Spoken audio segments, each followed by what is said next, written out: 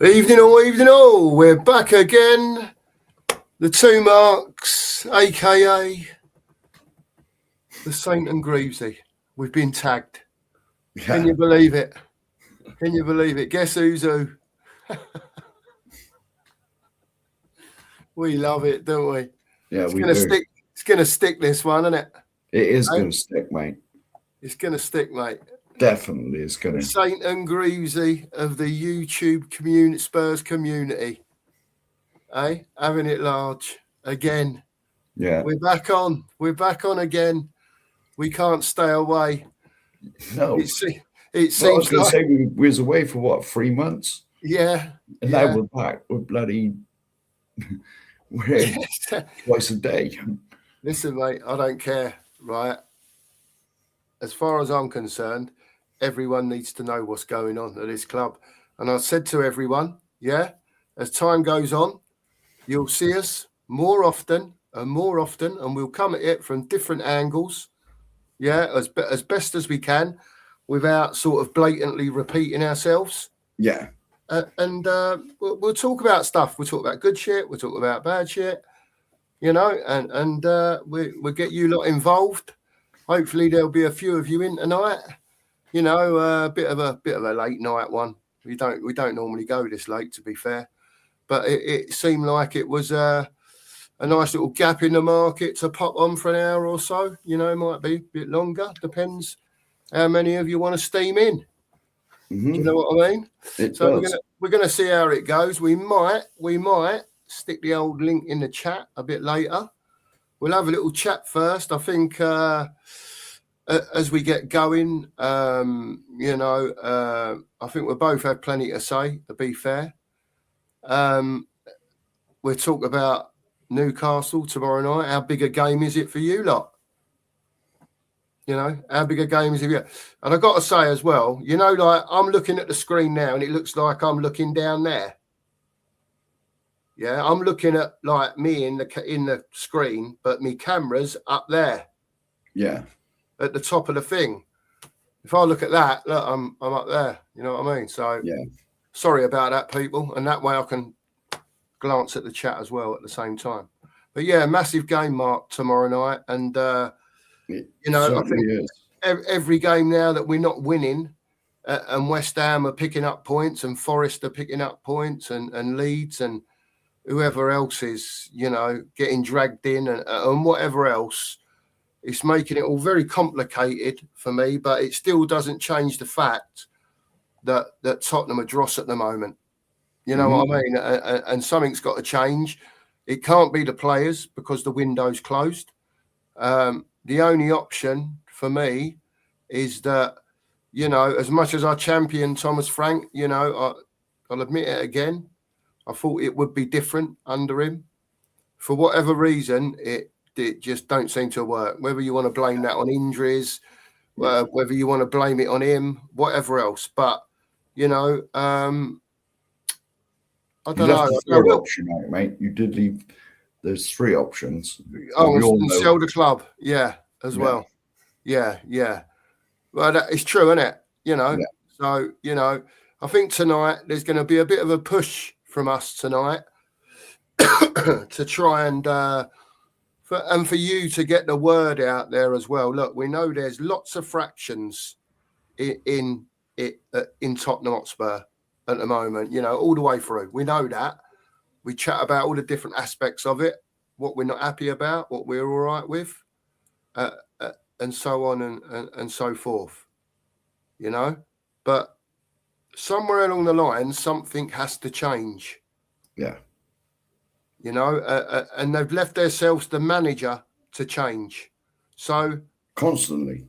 Are they going to stick or twist though, Mark? Now, with the position we're in now, let's say, for argument's sake, we get beat tomorrow, they keep him in charge, and then we lose to Arsenal, whether it be 1-0, whether it be 4-0. Does it make a difference?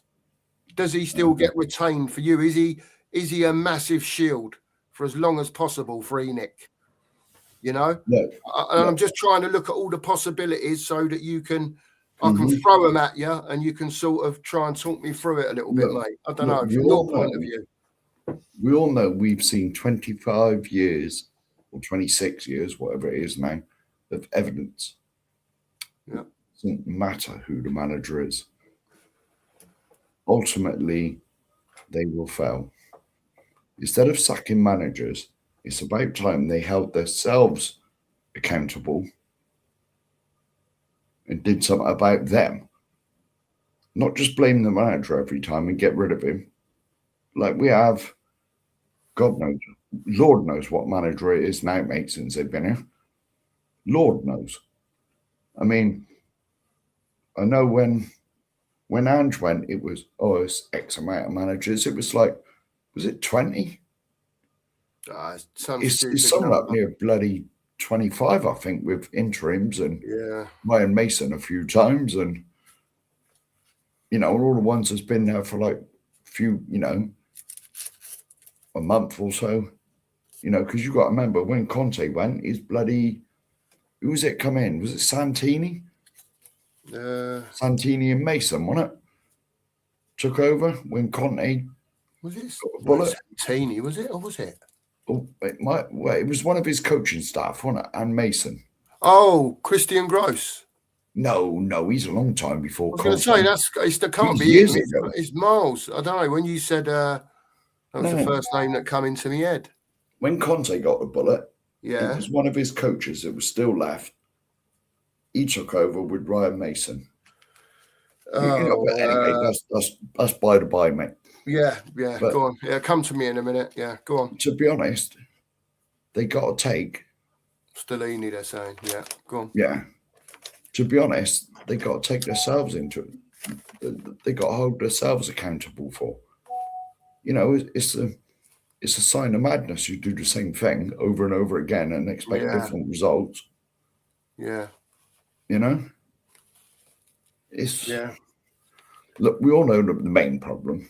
But going back to tomorrow's game, put it this way, it's the game I see from what I said was going to be the funeral month because of our games we had. This is the most winnable one. Because Newcastle have dipped a bit. They're struggling a bit. They're not picking up the results. And if we're going to win anyone, it's going to be tomorrow. Because Newcastle ain't very good away. I heard that on the Spurs 5 when I was watching that. They ain't very good at home. We're not very good at home, and I just said, mate, yeah. But they're not true, though. It's true. They're not very good away either. I think it was Lou Bo that said it. Their record away is exactly the same as our record at home. Right. Okay. We have to remember, though. I know it was a different manager, but last season, we were shocking. To the lower clubs as well, the Leicesters, the Wolves. Well, we've already had that. We've had Bournemouth and Wolves. We give Wolves their first points of the season, or nearly their first points. Anyway, before I get an hour behind like you were this morning, a few hellos. That's only because you told me, mate. I know, yeah. Milton. You know what I'm like, people. Once I get going, big up, Milton. Nice to see you, mate. Hope you're well. Spurs syndrome, big up, mate. Big up, Dave. Dave, hope you're well. We'll probably post a link in if you want to jump on in a bit, mate. You're more than welcome. More than welcome, mate. Evening, F Sang. Hope you're well, mate. Oh, F Sang, yeah. Big up to you, mate. He's always in here now. Fair play to him. Oh, is he? Yeah, he's in here regular now. Yeah, I've noticed in the last few streams. Big up to you, mate. Thank you. Andrew. Big up, Mr. Gregory. Hope you're well, mate. Yeah, we'll come on to that. We'll come on to this in a minute. Yeah, we absolutely will. Well. Yeah, agreed, Dave. Yeah. Spot on. Colin Crossamano.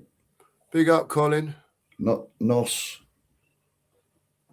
that, I think, is like night. They used to say it at the end on S4C. He'll put it in there for you, Colin. Yeah. He'll stick it in the old chat for you. I'll say positive, but Spurs are making me numb. Yeah. Completely agree. Yeah, without going on a tangent, Milton, the only thing I can say to that, like when I say if the players are not winning, so 2 in 16, yeah, if they've not got any confidence, Milton, how are the supporters going to have any confidence? Yeah. It's sort of that catch-22 situation. That's the best way I can put it. It's the best way I can put it. Mate, we'll see tomorrow. It's not good, is it? It's not good. No, we'll see tomorrow, mate. This is when I talk about Milton. Have we got the minerals for the fight? Let's see. Yeah. We're not in the fight yet, quite, but we could be. Getting that way. We could be by the end of tomorrow night. Yeah. Let's hope we're not. By the way, I've got to caveat that quickly, just to say, let's hope we're not, and we win tomorrow. Good evening, Marianne. Good evening to you. Hope you're well. YouTube membership. Absolutely a YouTube member, Marianne. Thank you. Yes. Dominic. Big up, Dominic. Nice to chat to you today in the comments section. Hope you're well. And keep the faith. Keep the faith. And we'll get there in the end. We'll get there in the end. Let's hope so. Never give up on your Spurs. Andy Lester. Big up, Andy. YouTube member as well. Big up to you, mate. And moderator, I hasten to add.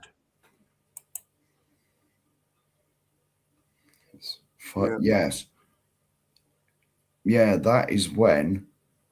Was that when we finished third when Leicester won the league? We let Arsenal sneak in front of us the last day of the season. It might have been, yeah. It was, I think. Yeah. And they beat us. They beat us 4 something, or it might have been 6 something on my mum's birthday a year ago. Oh, 6-1. Yeah, that was at St James's. And we were 4-0 down in about 20 minutes. Was that when Mickey had a nightmare? Yeah, that was St George's Day, my mum's birthday. I'm sure we were out for a meal. And I was sort of watching it. And I was nah. I'm sure that's the game that Mickey got twisted up there. Yeah. And they give him a load of stick on the Sunday in the papers. Yeah. Yeah. It's true, though. It's true. It's true, Dominic. It's true. I don't. The head don't know what the foot's doing, does it? It doesn't seem like it from what we can see, anyway. Go on, Mark. I'll let you go first. It's a hard one to answer. It is a hard one. Put it this way: the way we're going, you got to sort of look over your shoulder a bit. I don't think, because the 3 teams at the bottom are awful. We're only half awful. So I think they're too far behind, mate. But if West Ham win another one, and Forest, I don't think we'll finish 18th. I can see us finishing 16th, 17th, like last year.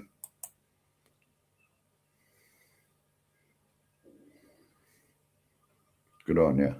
Right, anyway, I will look at my phone quickly. Big up to Andy Lester, by the way, for the super Yes, thank you, mate. Really appreciate that, Andy. I will look at my phone. I know no one else does this. Yeah, go on. But I will look to see what it is. What are you looking for? What soup sticker is. Oh, right. It tells you on there, does it? Yeah, because it don't tell you on there. You can't see it on here. Yeah, no, you can't see it. Let me have a quick look. And by the way, while you're looking for that, Colin said you were spot on, Sheriff. You sounded like a taff. There you go. Yes. It is Nostar. They used to say it at the end on S4C, because we could get that where I live. Yeah. If it was clear skies. It is like a hippo dancing. Oh, there you go. He's waving. He's rubbing his arm and waving. Another dancing hippo, mate. Yeah. We'll have some of that. Much appreciated, Andy Lester. Thank you very much, sir. Are you with it, Mark? You where you want to be? Yeah. You got the chat there? That's it, mate. Yeah, I didn't know if you were back.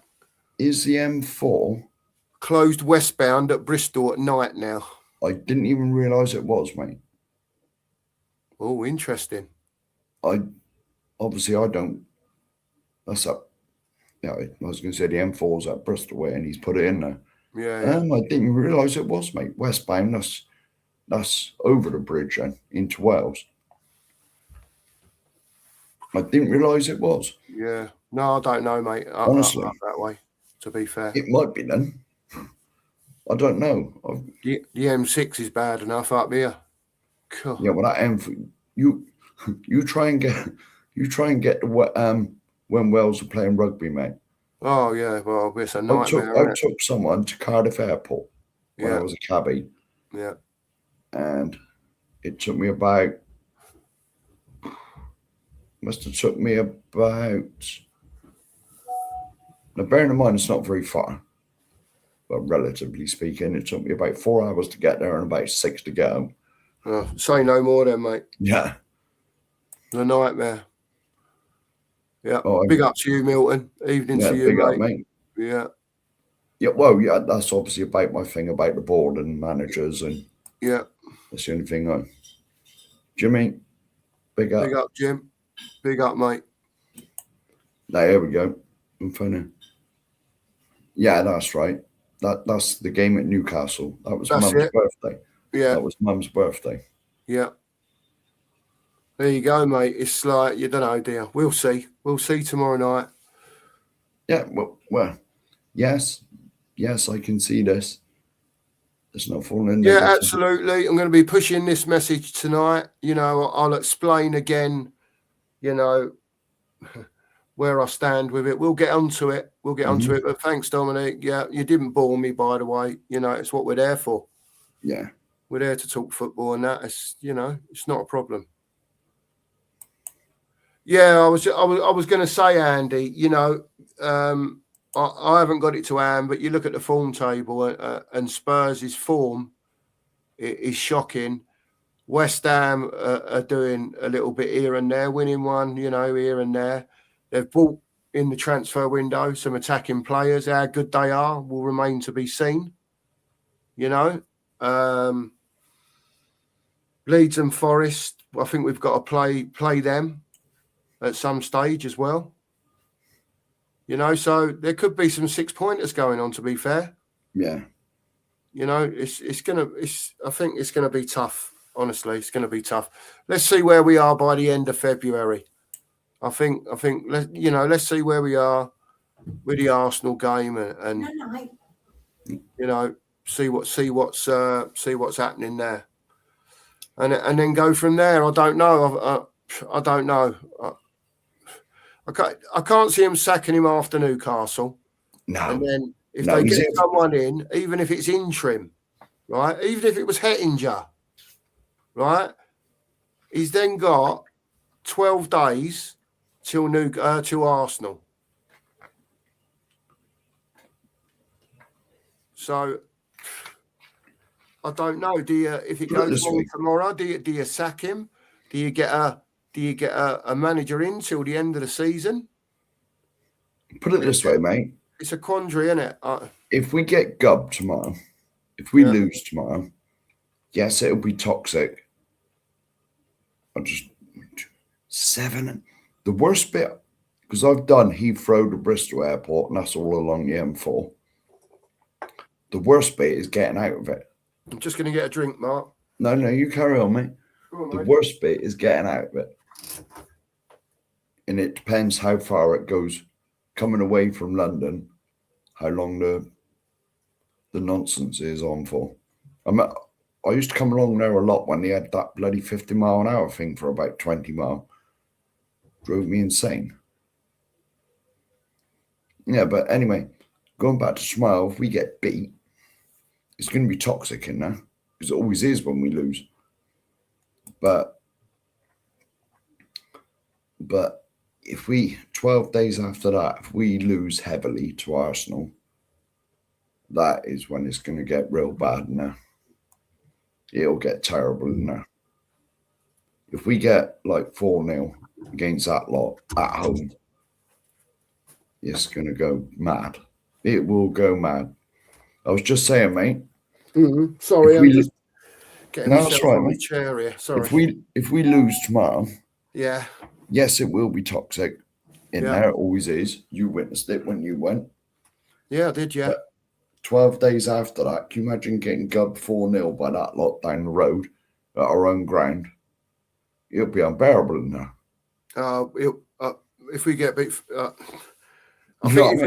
think if we lose both games, he'll be gone, Mark. To be fair, yeah. I've said I still, and I've contradicted myself a bit there because I'm saying that, I think he's a shield, like all the rest of them are. Do you know what I mean? And they know they've got no get out now. Yeah. So they'll hang on to him as long as possible, and if they can get him through till the end of the season and finish 17th, then they might sack him, or will probably sack him for either Poch coming in, if that seems to be the rumour. Whether it can be done or not, I don't know.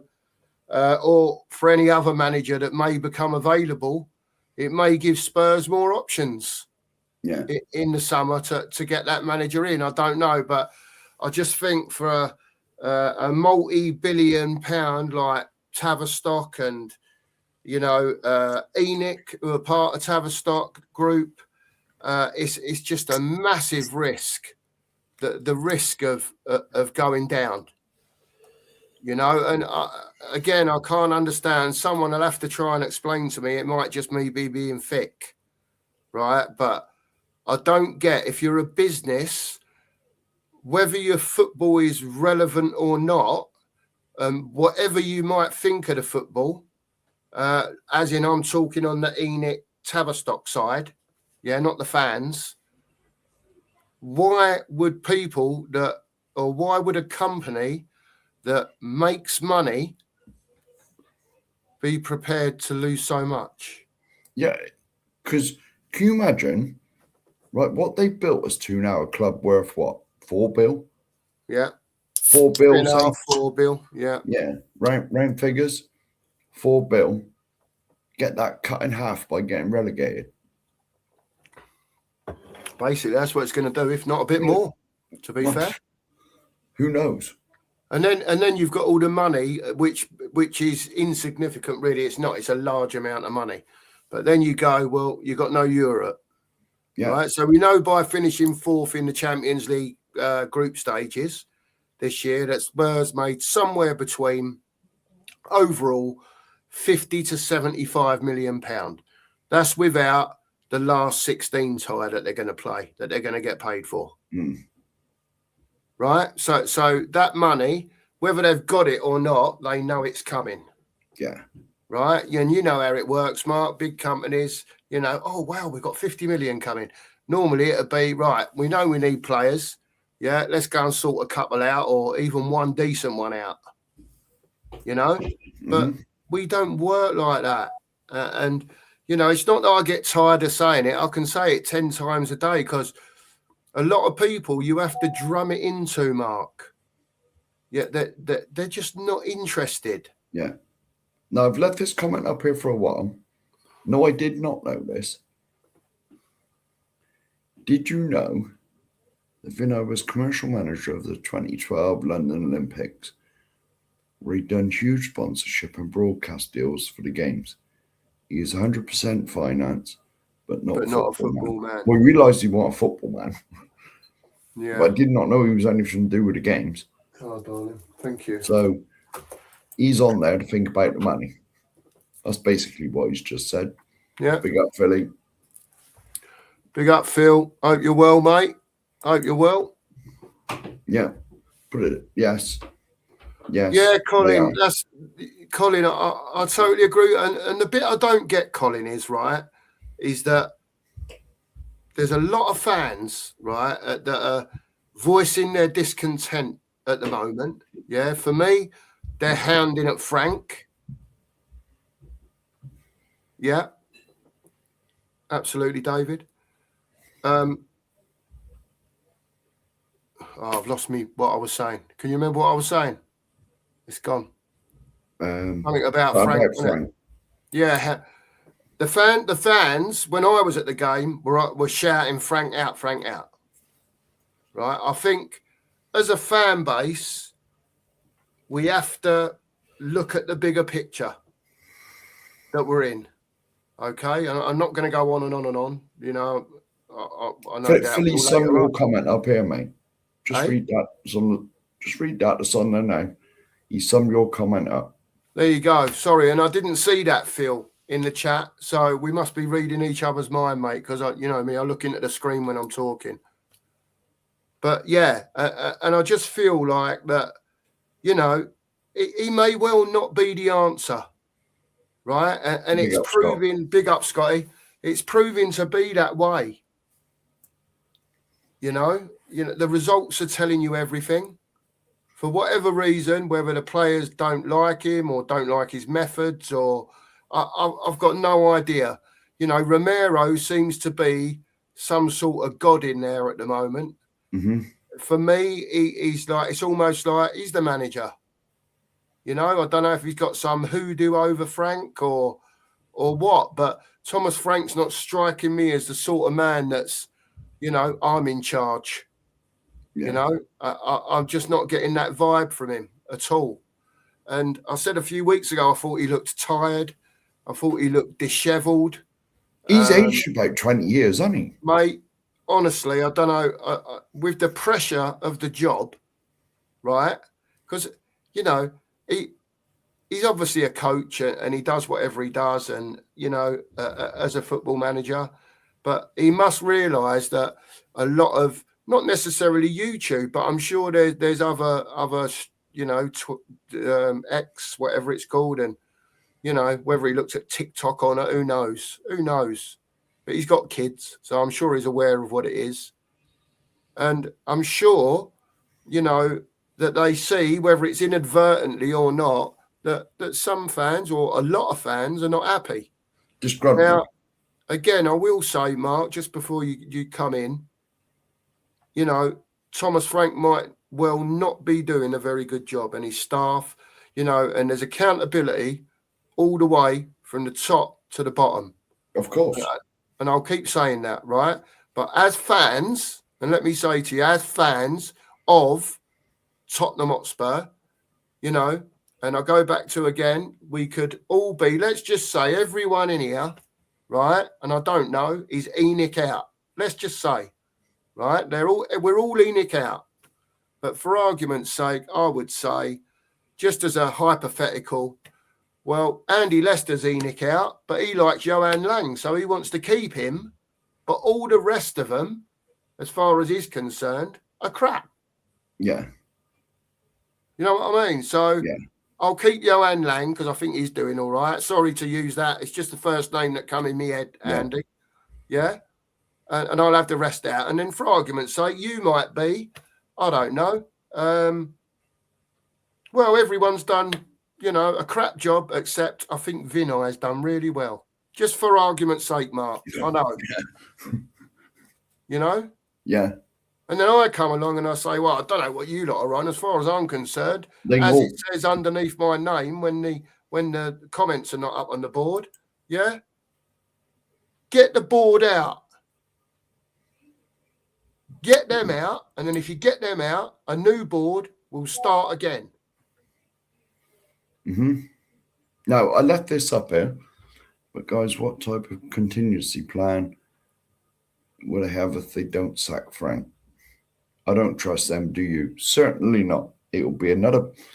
I've said for ages now, and there's a lot more people, because I watch the Spurs 5 before I come in the back room here. Yeah, of course we do, yeah. And I was watching them, and Lubo's on board with Poch coming back. I think Stell maybe is, but Lubo definitely. And the thing is, what I'm praying and praying, I pray to God, if it comes true and Poch comes back, that if he's not doing very well, the fans don't turn on him.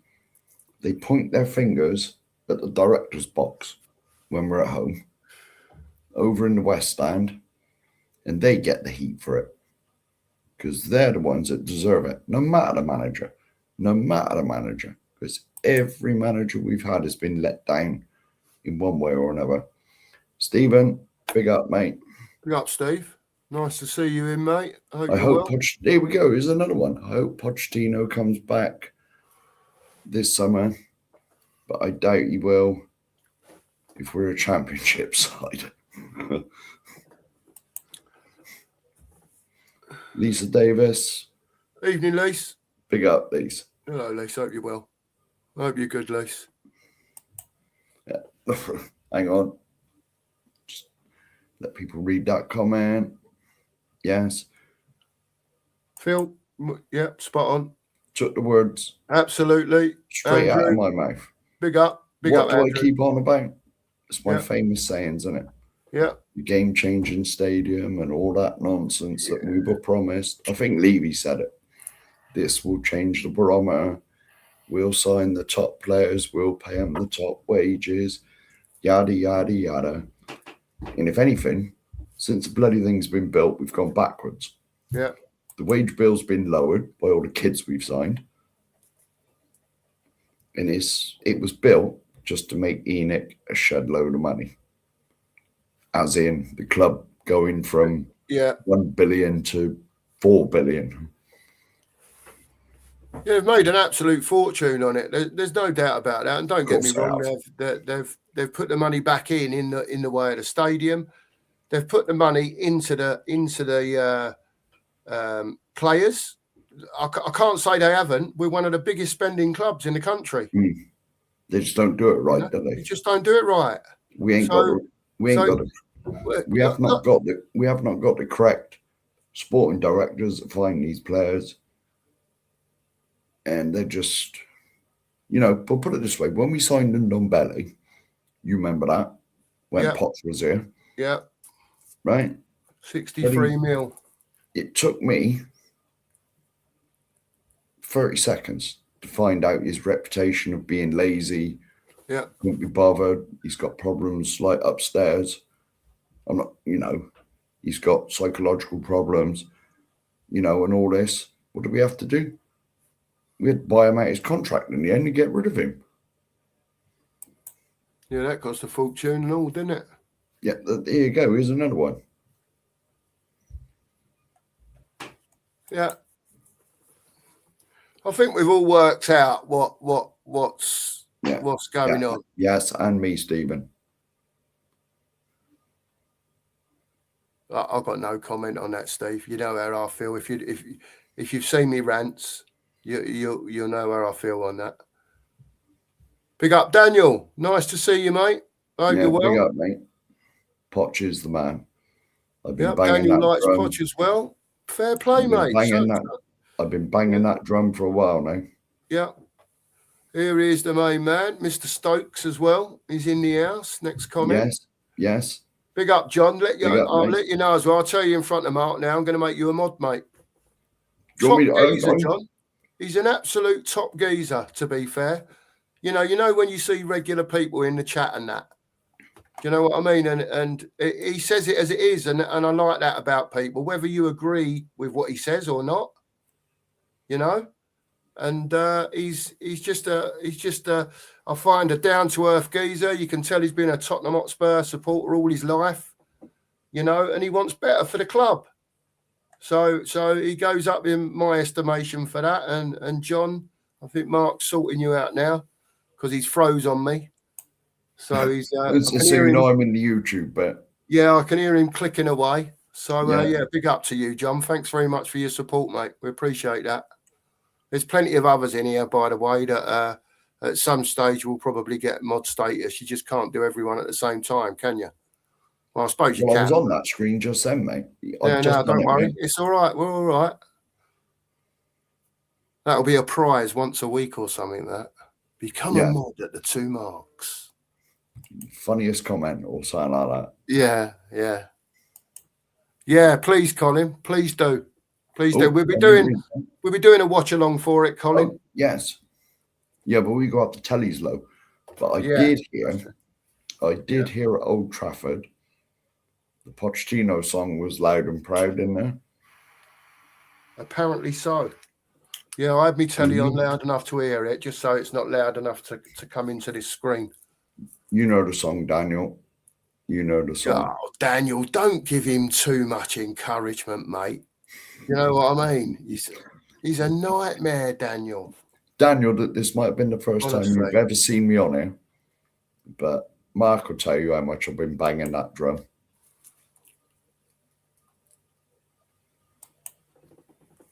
Love that comment. Today's press conference, Frank looked like a man bereft of ideas. Yeah. It was almost cruel. I felt sorry. Well, yeah, he was. It's like I said about 5 minutes ago. He's aged about 20 years. He looked lost, Mark. He just looked totally lost. I haven't seen it. Yeah. Well, I don't know. I don't mind saying, I'll say it again. The battle is forthcoming, right? If we don't win tomorrow night, the chances of us winning against Arsenal are slim, right? It's never out of the question, but they're slim, very slim. Yeah, and then all of a sudden, if West Ham have nicked a win, all of a sudden you're 3 points, 2 points, whatever it is. Yeah. Then you're in a relegation battle. Then you're right in amongst those teams around you. Yes. Yeah, and if you've carried on losing, and they're picking up a win, yeah, while it's so tight, and a draw here and a win there, once they're on you, they've got the confidence then because they've been winning. We're not winning. And we've got to rectify that immediately. You know, before the manager's sacked, we need to win tomorrow night. You know, and then we lose that one. And then straight away, 12 days' time, it's, we've got to beat Arsenal. What are we going to do? Let me tell you, everyone was warned. Yeah. On this channel, everyone was warned that we were sleepwalking into this. Now, put it this way, Dominic. I agree with you. Potts would be daft to come back under this lot, right? But as I said 5 minutes ago, I pray, because I can seriously see it happening now, because you've heard the fans singing the song, right? And all that. If he does come back and he is struggling, right, and he doesn't get the back in, I pray that the fans will turn on Enoch. They won't start singing for Conte or anybody else, or all the vengeance will be at the board, because they need that. They need to kick up the backside. They need to be told, take the bloody football properly and seriously, and do the promises that was made when the bloody ground was built, or pack your bags and get lost. Sell up. But I've always said, though, they will sell in their own time. They ain't going to sell when we tell them to, but at least get on their backs. Can I come in? He'll come in the summer after the World Cup if he's coming, because America won't get very far in the World Cup. They might get out of the group if they're lucky, but America's not a strong football, soccer, whatever they call it, team. They'll be out in the group stages all around after the US. That's my opinion anyway. Yeah, that's his level of club, I think. Something like that.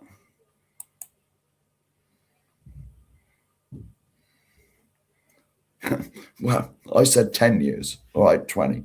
We'll give him 20 then.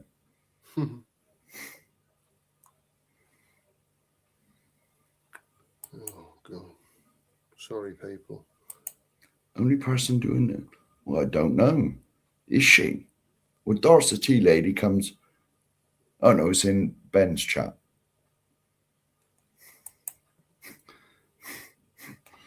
No.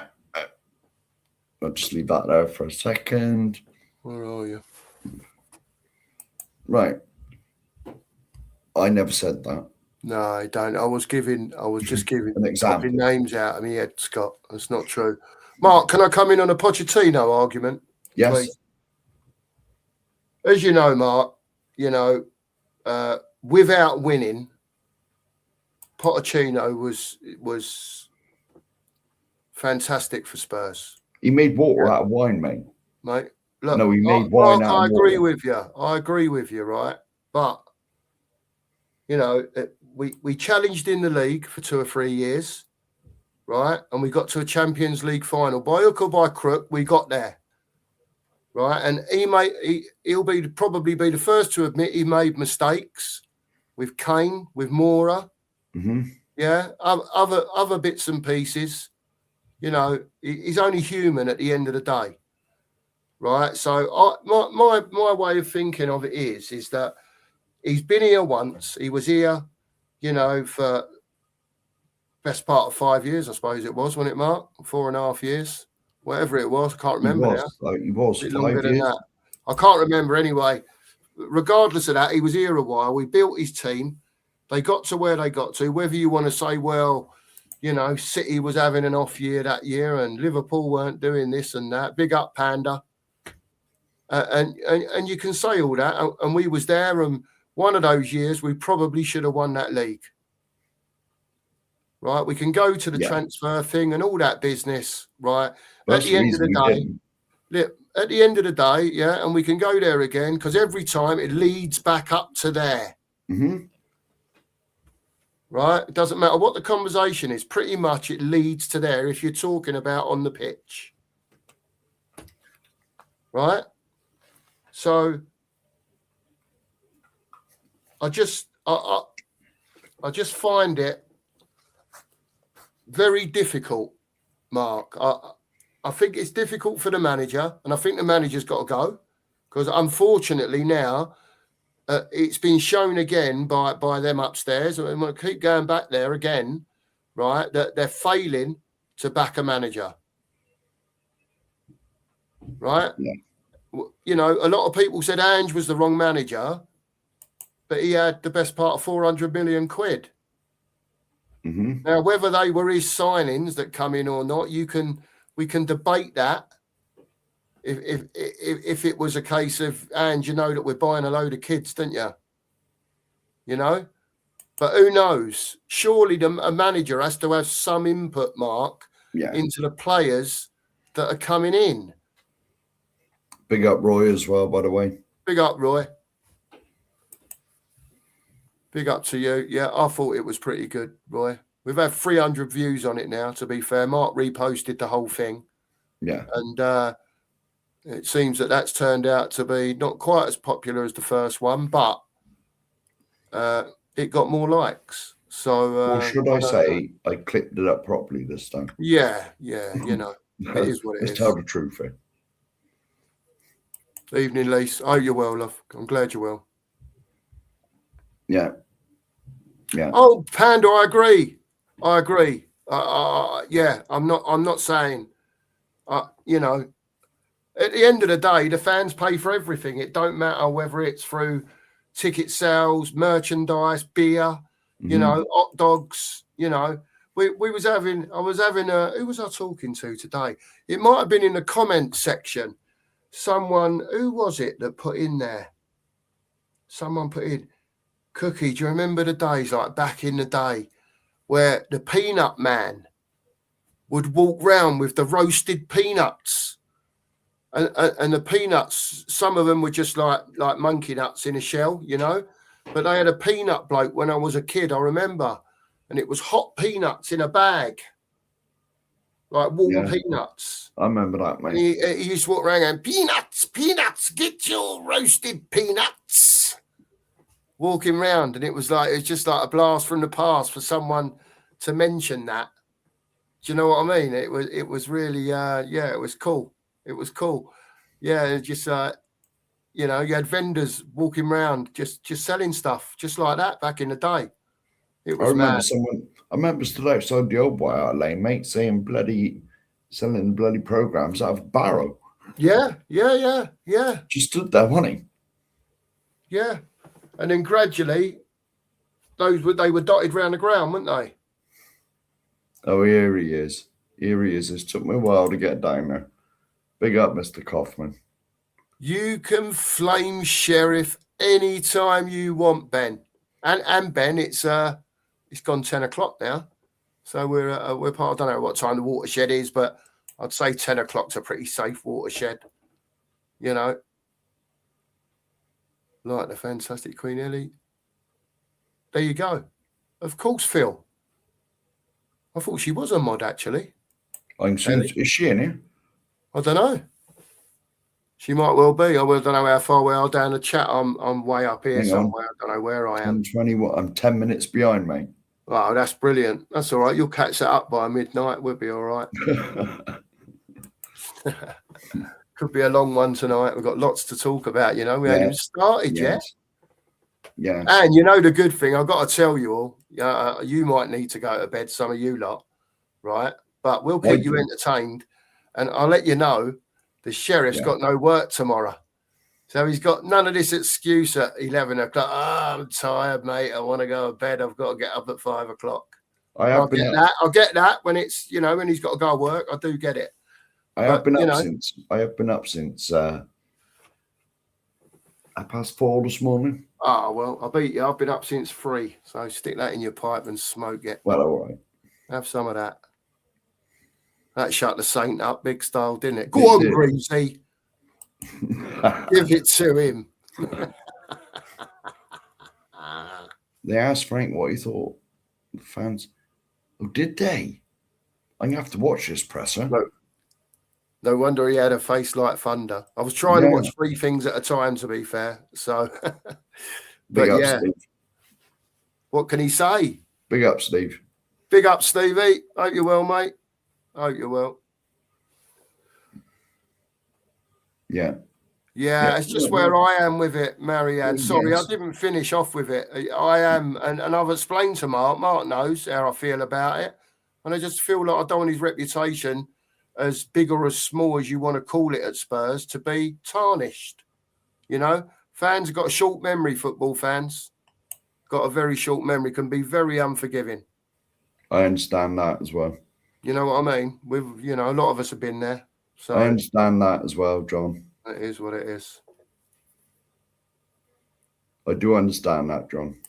I'm sure you do, Sheriff. No, I do. They say never go back and all that, but it's like I said, there's method behind my madness. Now, if Enid weren't in charge and someone else was in charge, and they happened to say, Maurizio, do you fancy the gig, mate? This is the plan. Yeah, this is what we plan to do, and whatever that may be. And I'm not going to sit here and assume. Yeah, and Poch says, yeah, I'm on board with that. As long as you stick to what you're saying, you know, as soon as you renege, I'm out of here. Yeah. I'm gone. See you later. So, you know, I think that's how it's sort of got to be with it, Mark, to be fair. Yeah,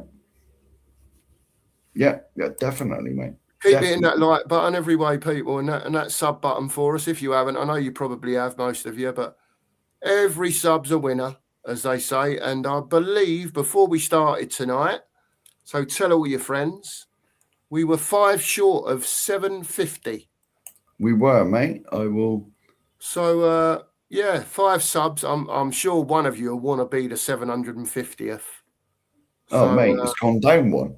What's going on here? There's 6 here then. 6 here.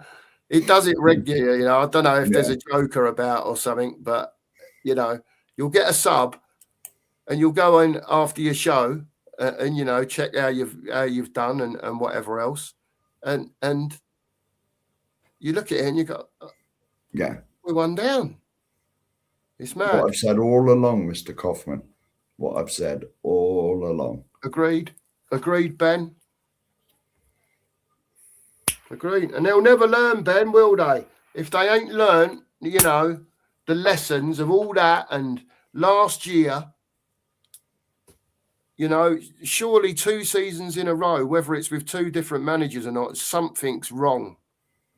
So you look at the manager, you look at the players, You can look at them just as you've just said, Ben. You know, and it's a nightmare, mate. It's an absolute nightmare. We're an absolute pile of dog shit show at the moment. We certainly are. Definitely are. Yes, he does. I didn't know if that was for us, F. Sank. We're a bit behind. Sorry, he said with what money. I didn't know if that was for us. I'm lost. No. With Poch coming back, are we going to get investment when we probably got no Europe next year? Probably not, mate. But they keep telling us we've got money. Mm. You know, we know from the PSR we've got money.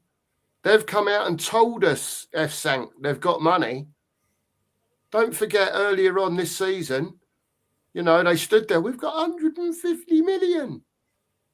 They spent 13. When we're in the absolute direst shit that most people have ever seen a Spurs squad in. There you go, mate. Fair. There you go, mate. Yeah, that was it, Dominic. Thank you for reminding me. Yeah, that was it. Peanut shells and the smell of the peanuts. And yeah, it was mad being a kid back in the day, going down to Spurs. Yeah, I remember all wooden that. rattles, bog rolls flying. That's it. It's true. It's true, man. Yeah. We've got money, F. Sank. We've got money. And Andy's correct. Don't let them fool you. Don't let them fool you. There's plenty of money about. You know. Big up, Haz. Big up, Haz. Big up, Asper. I hope you're well. Mark, do you want to stick the link in, see if anyone wants to jump on, mate? I certainly will do. You're more than welcome. Anyone that's in the chat, obviously we know most of you, but if you can have your camera on, unless, you know, we've spoken to you previously and we know you well, you're more than welcome to jump on. Have your say. We've got Newcastle tomorrow. Is it a must-win for you? Is it a must-win for you lot? Or, you know, as long as West Ham win, don't it matter? As long as they lose, we're all right. Is it that sort of situation, or we got away with it tonight? Here you go. I got some gummy bears. Here he is. There's one coming. Oh. Yeah, Dave's in straight away. Big up to you, Dave. How are you going, mate? Yeah, you all right, Dave? Yeah, I'm good. Good, gents. Very good. Well, I sound really good. I'm starved of a bit of success at Tottenham towards the end of Bilbao last season, but this season it's just going from bad to worse. It certainly is. It's just like now we've got Udogie out for another 4 to 5 weeks. Yeah. Oh yeah. Yeah. I swear he's got his hamstrings are made of Weetabix. They must be, because it's the same reoccurring injury all the time, isn't it? It seems that way, Dave. Yeah. Go on, mate. I'll just carrying on with this topic you're talking about with Pochettino, and us Spurs fans. We need a lift, and I think he's the only one that will lift this. Will at least get the fans back on board. Yeah, that's got to be the board. They got to sit when they sit there and they have their meetings, and when the season's over, they've made their decision with Frank, and they've got to say we need to unite the fans. And I think Poch is the only guy who can do it. He lives and breathes Tottenham Hot. He bleeds Tottenham Hotspur. You see, there was another interview come out today. Yeah, with him in, and he just loves us. He gets us as a football club. He knows what the fans want to see on the pitch, and he's got a bond with us like no other manager. Well, recently can't touch. No. And big up Mario, by the way. But the thing that scares me the most about it is I just think he's just going to get left left hung out to dry by the board.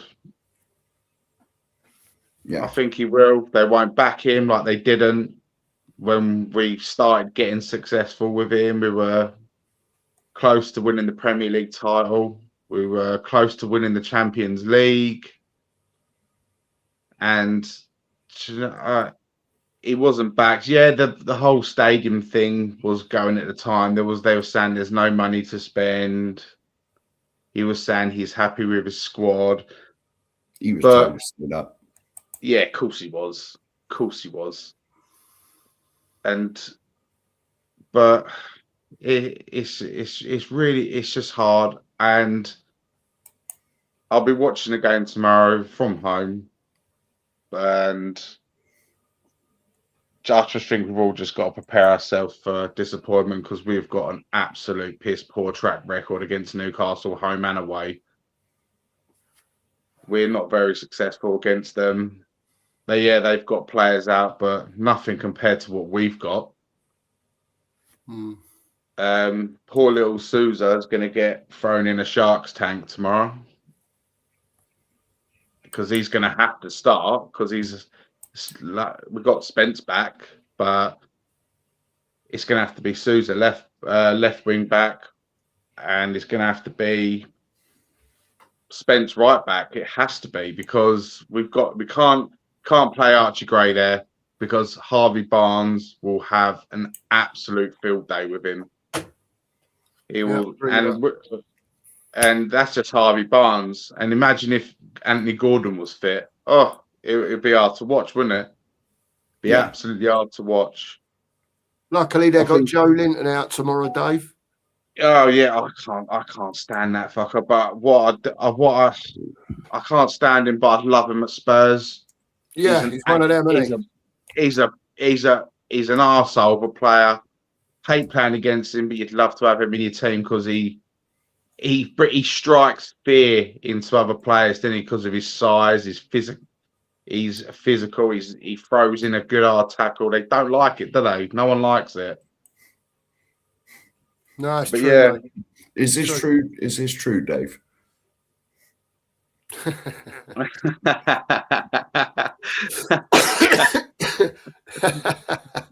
Big up, Jimmy. Big up, mate. I'm glad Dave made a joke.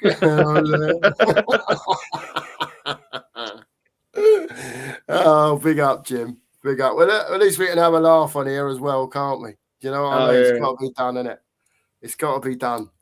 Best trigger. You, mate? Sorry, Dave. Go on, mate. Good luck, guys. Best trigger quote before we move over is let's call him Rodney after Dave. Yeah. That was Dale's baby, wasn't it? That was Dale's baby. Yeah. Yeah. Well, here we go. Even the coughs give up. Oh, shit. Bloody hell. We're deep in trouble if the coughs give up, man. If the coughs give up, then we are deep in the doo-doos. Never give up, Ben. Keep telling them all on here, never give up. You can't give up. Can't let them bastards win up there. No, how are you, mate? Are you okay? Well, sleepless nights, I guess. I mean, I didn't sleep much this morning. I've already had like 4 hours sleep, if I'm being honest. Unfortunately, with me tomorrow, like short term, like I think a draw is not enough for us tomorrow. I think we have to win the game because the games are running out. And I know I was watching some other show earlier. I think Spurs 5 or something.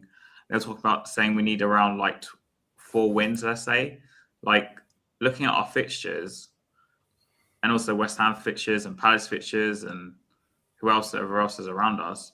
Bear in mind, Palace did overtake us. Because I'm looking at Forest and West Ham mainly, because I thought Palace were kind of in free fall and then they won yesterday. So I was quite surprised with that result, actually, with the Brighton Palace result. It's not good for us. So it's easy to say we need to rely on others to lose, but we just have to win games. So I think if we draw tomorrow, it's not really enough. Like I think we actually have to win the game because the likelihood of us being Arsenal is so slim that we're going to have to win tomorrow. So if we win tomorrow and lose to Arsenal, which is more than likely, at least we've got 3 points out of 2 games. I know it sounds like desperate, but because the Arsenal game at best, I think we'll get a draw. At the very best, if we're even lucky, we'll get a draw. So we have to win tomorrow. Like, there's no two ways about it. On the Poch thing, for me, as I said in the chat, I'm kind of like, I don't want him personally to come back. Like, I still, have some like emotional affiliation with him. Like, he's our modern day era, apart from Redknapp. He's probably my favorite Spurs manager. But I think he has to come back, even though I don't want him. So I hope people are going to clip this. I don't want him back, but he has to come back. So, like, not for my sake, it's more for like the whole of the club. He has to come back because he's the only one that will get us into some respectable position, and will get the fans back on side because of his style of football and because of just himself, really. Like, so I just think he has to come back, not because I want him. Like I said, I don't want him back, but for the best of everyone else, he has to come back. Because I'm in the minority who probably don't want him. It's interesting. It's an interesting situation to be in, Mark, isn't it? What do you think about that? What has said? I've told you, hopefully, the way it's going to go. Yeah, if he does come back, that because everyone loves him, he's universally loved by most Tottenham fans. I'm not saying all, most Tottenham fans. Yeah, that's what I'm trying to say. It's a majority. I'm in the minority who don't want him back. Yeah, So, yeah, right. I think so I'll what's the word? I guess be selfless and say just bring him back, because he's most likely to get us back on side, if that makes sense. I don't know how to phrase it. So yeah. Sorry, all I'm praying is if he does come back, if we're still struggling and we're not going up the league, the fans don't blame him. I don't think they will. I pray they don't. And their fingers are pointed over there, at the West Stand. Yeah. To the people upstairs. Because if anyone's going to galvanise the fans together, it's Pochettino. Without a shadow of a doubt.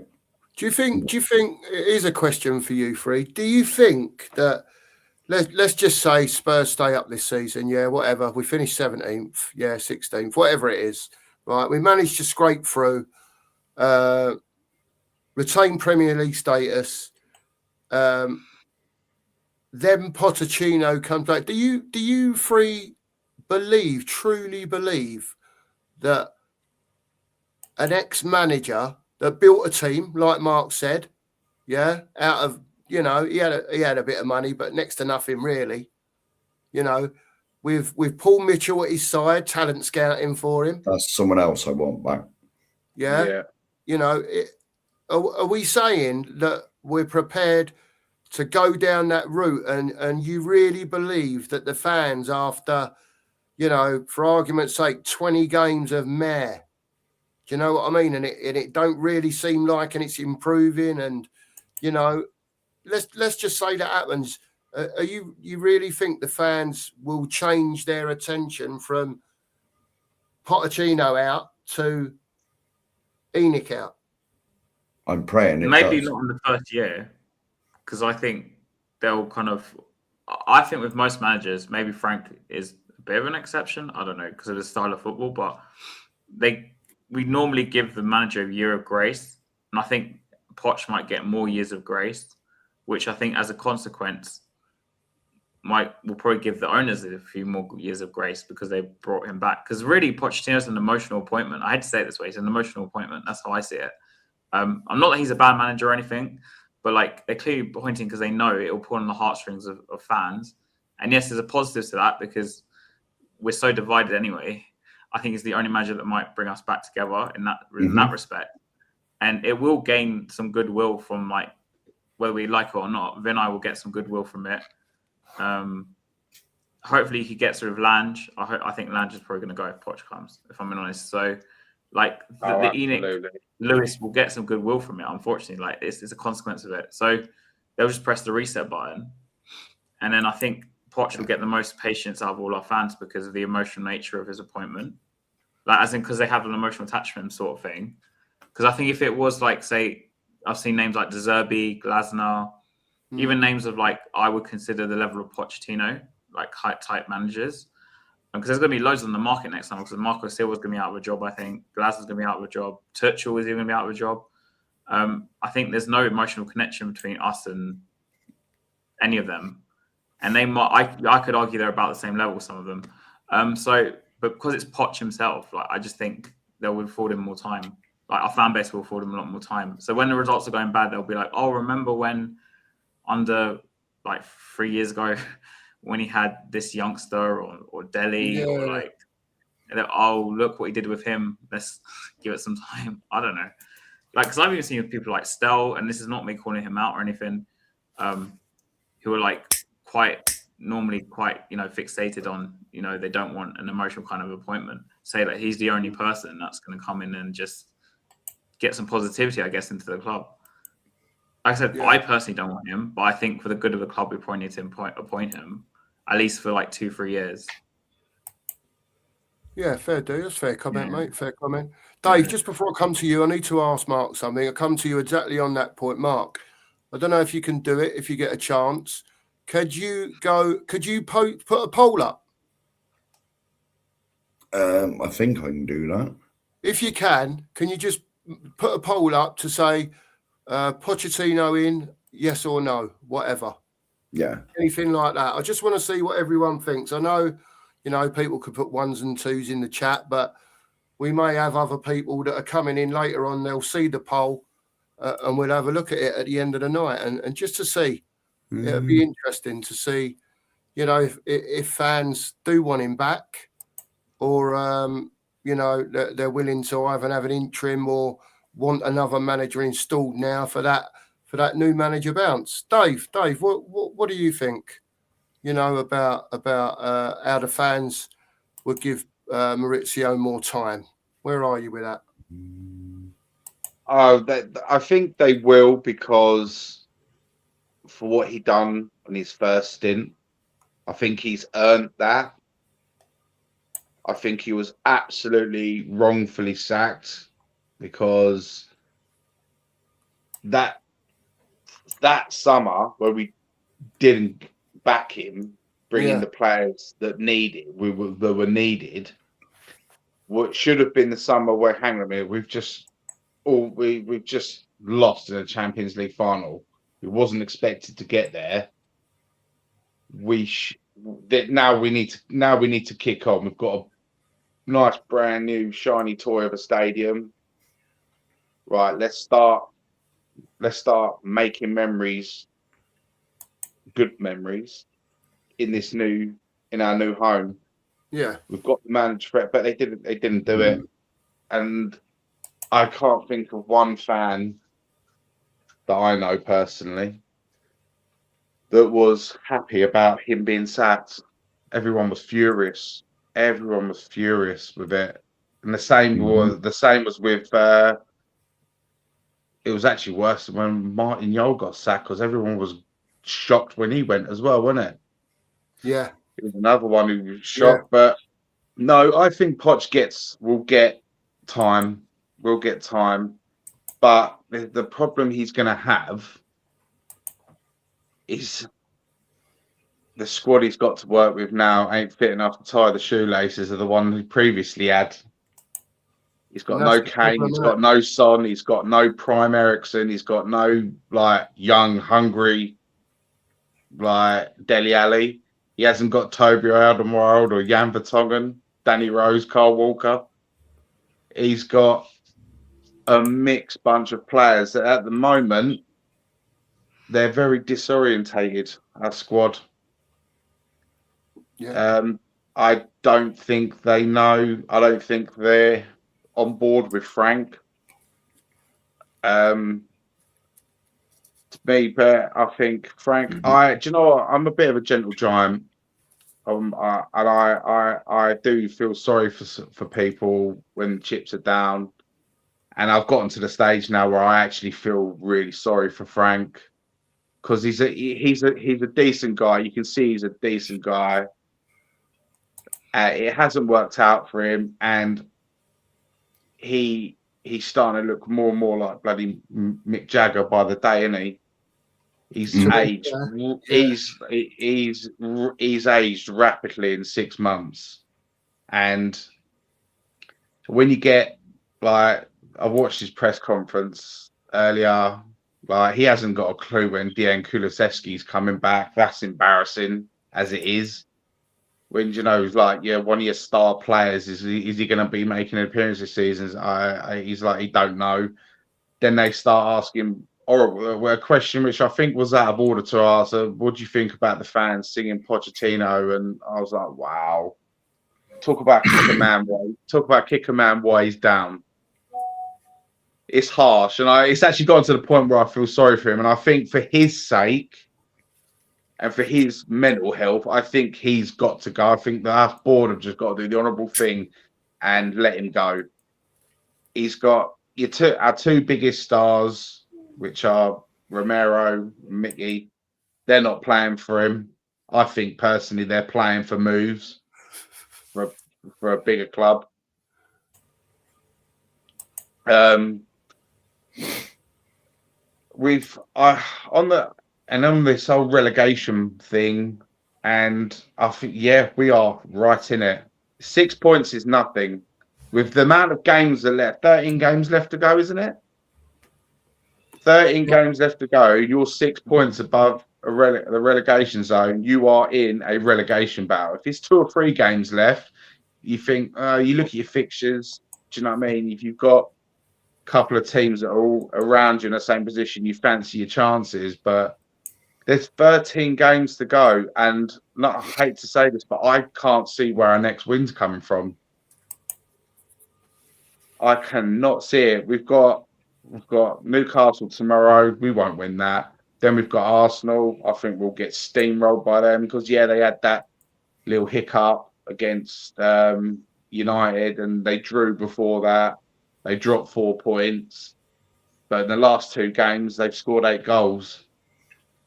They beat Leeds 4-0 and what was it, Sunderland? Was it Sunderland the other day? 4-1? 3-0. 3-0. Yeah, so they've scored. They've steamrolled 2 teams, and they've just everyone thought, they're getting back into. Everyone's like, oh, they're getting a bit of a reality check. No, they're not. They've had a couple of dud games. They're back up. They're bang on it again. It pains me to say that. But yeah, I just can't see where our next win's coming from. We are not going to beat Arsenal. Then we've got, was it Fulham? Then Palace. Then Liverpool away, haven't we? I think as well. Somewhere there. Yeah. Liverpool. Then we've got Chelsea. Not long after, another coming up. Another team we roll over for each time. Chelsea's one of the last games of the season we've got there. Yeah, second it's last, like the last game's Leeds, isn't it?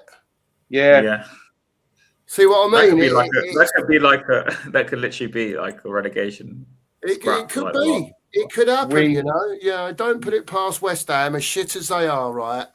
Honestly, you know, you learn it over the years, right? And I don't know what it is. It's almost like teams sense that Tottenham are in trouble.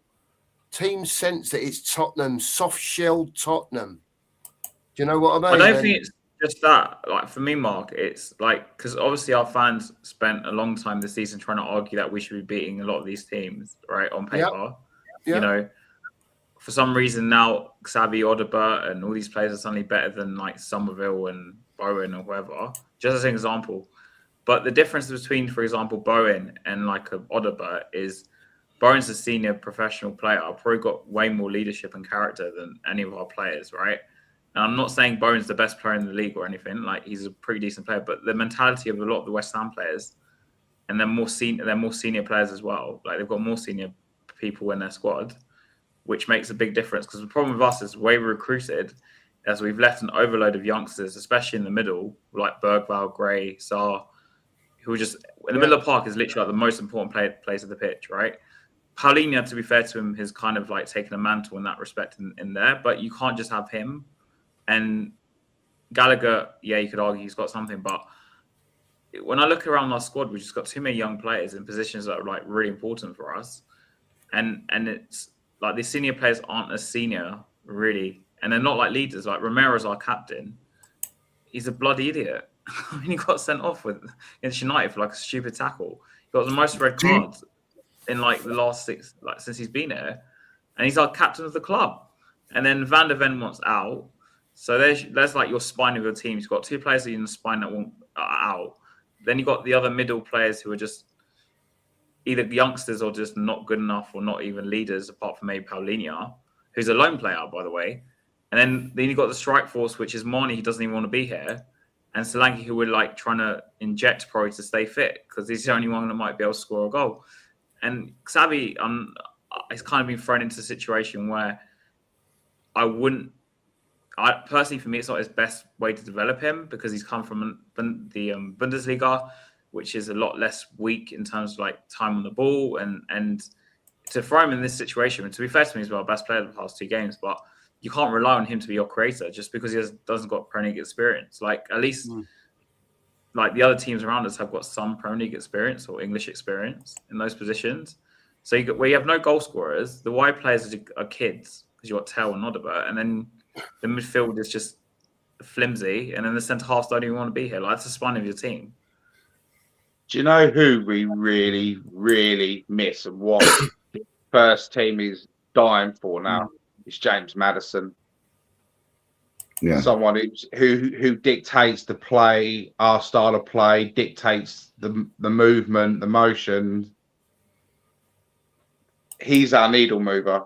And when he played, when he was on that starting lineup with us, I felt more confident going into games. It doesn't matter who we were playing. He's a very clever footballer. He's a quick thinker. He's got everything what we're missing in that midfield at the moment, hasn't he? He's got his movement off the last defenders. He can. Oh God, the geezer could find space in a single bed with Gemma Collins. Do you know what I mean? He's like. Sorry for my terminology there. So that's out of order, but I quite like it, mate, to be fair. But he can thread a path for an eye of a needle. We miss him so much, and Xavi last month he started to come out, starting to see a player in him now. He looks a bit more top heavy. That makes sense. Like he looks like he bulked himself up in the gym a bit. Yeah. He's still got that Bundesliga mentality in his head though, where you've got more time on the ball. If he just tweaks that little bit, and gets that pass a little bit better, we've got a great player there. He's a very talented young football player. We can all see it. But it just needs, I think he just needs this season and then gets himself a year's experience. And I think we will next season, that's if he'll stay. Do you know what I mean? He's used to playing Champions League football year in and year out, obviously playing for teams like PSG, RB Leipzig, and he's used to playing in elite competitions. So that's another one that worries me a little bit. I think Paulinho has to be signed. We need more experience and leaders in our team. I think Conor Gallagher was a great signing for his leadership skills. And yeah, he hasn't been in the Premier League for a couple of years. So he's only had 4 games with us. Do you know what I mean? It's going to take him a few more games just to get back up to scratch with it. I think a lot of you are going to shoot me down for this one. I think Romero's got to go. He's now become. Please get rid of this guy. Sorry. He's become a bad apple. I mean, a lot of the stuff he's saying is right, like calling out the board and stuff like that is fine. And yeah, he's right. Not only having 11 fit players ready for a game on the weekend because, again, we didn't bring anyone in January. Yeah, he's right. But you don't air your dirty laundry out in public. We're already like the laughing stock of the Premier League. And he's just added to it. And he's made us look 10 times worse I would do everything in my power to try and convince Mickey van der Ven to stay, because I think with a decent partner next to him, he's a Rolls Royce of a defender. I think Vicario, I'd sell, cash in on him. I'd cash in on him. As much as of a great shot stopper he is, when he has to think and actually think, he's like a fish out of water, and he flaps about, and that's when he makes his mistakes. When he don't have to think and he just has to react with instinct, he's brilliant. But we need a consistent goalkeeper. I've been on the phone to one of my old mates, Dave. Go on, mate. Yeah, his signature's just there. Where my finger is. Where's that? I can't read that. I'm on my phone, so it's very small. I can't read it either. So. That's the legend that is Pat Jennings. Give me a Pat Jennings now, any day of the week. Every corner that would be coming in the 18-yard box, trust me, he's coming to get it. You want your shot stopper, he's saving it. You know what I mean? You want a leader on the pitch. You want a goalkeeper to direct from the back, to communicate with your back four. Get Pat in. Mm-hmm. Yeah, I'd have him in the club now. Yeah, I don't know. You know what I mean? It's madness, mate. Best goalkeeper I've ever seen.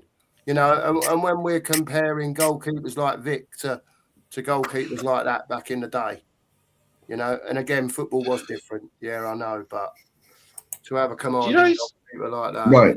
I got to have a say now. Oh, firstly, for my incompetence, I couldn't remember how to do a poll, so that's not been put in there. It seems to have disappeared from the options. All right. Yeah. We'll have to sort that one out. All right, then. So that's my incompetence on that. Yeah. Romero. Oh, here we go. To me, it always happens when there's international break coming up. Always. Yeah. It's like a conspiracy theory, isn't it? Yeah, it always does so. In Christmas time. It's too regularly now for it to be a conspiracy theory. He knows, and in the international break, Argentina have got to play Brazil. Nice.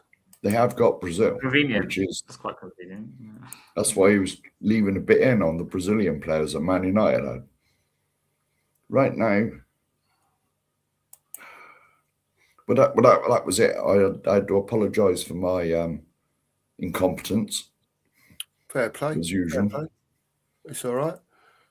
And Romero's just a bozo. Yeah, we could do it another way anyway. So we could just say like Pochettino in for a 1, no for a 2. There you go. Yes for a 1, no for a 2. It's the easiest one. But it's an easy one. That's an easy one. That they, and I think they will do that because that will give our owners probably 6 months to a year breathing space. Mm-hmm. None of this Enoch out for a few months. Do you know what I mean? Them looking out the office window out the stadium going, fucking hell. There's about 150 of them down there calling for our heads. It was 2 of us the other week. So there's only 2 of us. Me and TJ were the only people who turned up for flipping protest. Like, you're joking, mate. No. Why? You know the one that was meant to be in the stadium and stuff? Like, I went to the game as well, and there was nothing in the stadium. And there was no one walked out because obviously it was 2-2 against City. Like, me and TJ went to the area. I hate to put this like online, but like there was no one there. Apparently, some people were some other place, but there was like 5 of them anyway. Like that was it. The big, I don't know what happened to that protest. I thought we were in the wrong place. So well, it was TJ was like, no, we're in the right place. you was at Chelsea Stadium or something. Like, we were at Chelsea's ground or something. We got off the wrong station. we came out of like near the base meant to be outside the South Stand. This protest before City, was it before City? I think, yeah. But there was no one there. And that whole 75 minute 75-minute walkout thing. Some guys, I saw it.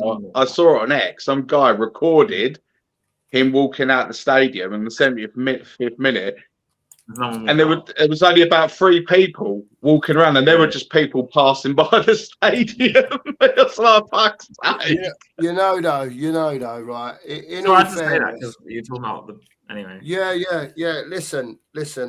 You know, I've been banging on the last couple of shows, and the people are probably sick of it, mate. You know, unless someone comes and buys the club, the only way out of this is for the fans to be united, right? And I'll say it again. You know, maybe the majority of people in here are Enoch out, right? And that's fine. Yeah. I'll get that. Right, I'm just pointing to but the thing. Replacing the manager every time is not the answer. We've seen this repeated pattern, and the youngsters get sucked in of the hope, whereas maybe the ones that are a bit older and that have seen it for years, all the false hope, you know, the odd transfer window where they'll go and get 3 players, and you'll think, oh, you know, perhaps we are doing something here. Perhaps something has changed, and it never changes. It never changes. Enoch's a money machine, right? It will never change until they're gone. It just won't change. And I don't know what we're going to do about it, chaps. Honestly, I really don't know what we're going to do about it. The problem is they give us the bare minimum to keep people interested. So what I mentioned about like the one window where they sign 3 players and people get sucked in, and then they'll not do anything for like the next window and the window after the January after that. There'll be an excuse. Then they'll sack the manager. Then they'll bring another manager because it gets people interested again, and that's the minimum. And then they'll give him a few players and be like, oh, the system's changed. But like I said, it's a repeated pattern. It's because they're giving us just enough to keep us interested. That's the minimum. I don't know if the minimum is the right word, but like it's all like I know it seems like I'm thinking about it too deep, but like that's what it feels like. Like they give you like the bare minimum to keep you interested.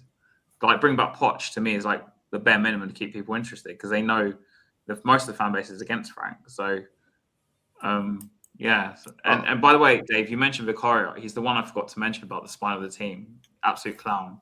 Like it's one of the reasons. Like the whole spine is just messed up. Like I'd have Austin in goal. You think I'm crazy? That's exactly what I said.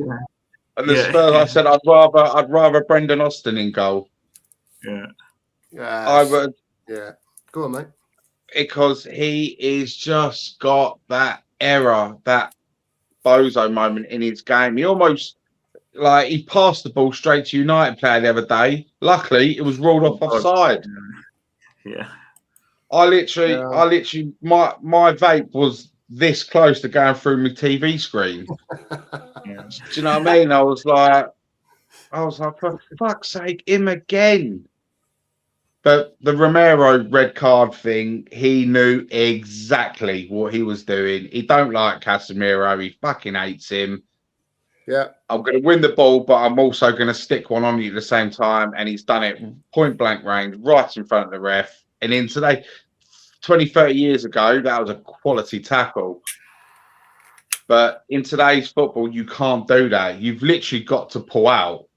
And VAR as well. I mean, VAR. Yeah, well, so, you can't get away with nothing in football now. Yeah. And unfortunately, we were in that game, 0-0. And he's not only has he let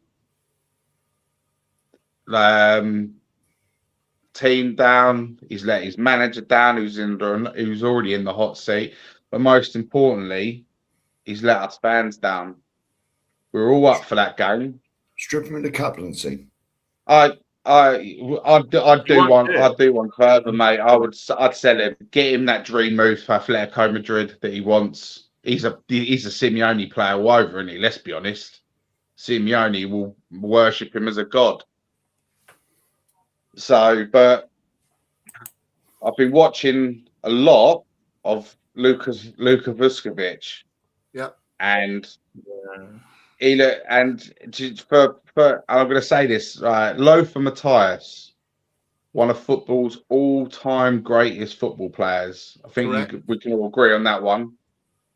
Has turned around and said he sees things at 18 years old that I couldn't even see at 30. He's just got a magical footballing brain. And coming from a player like that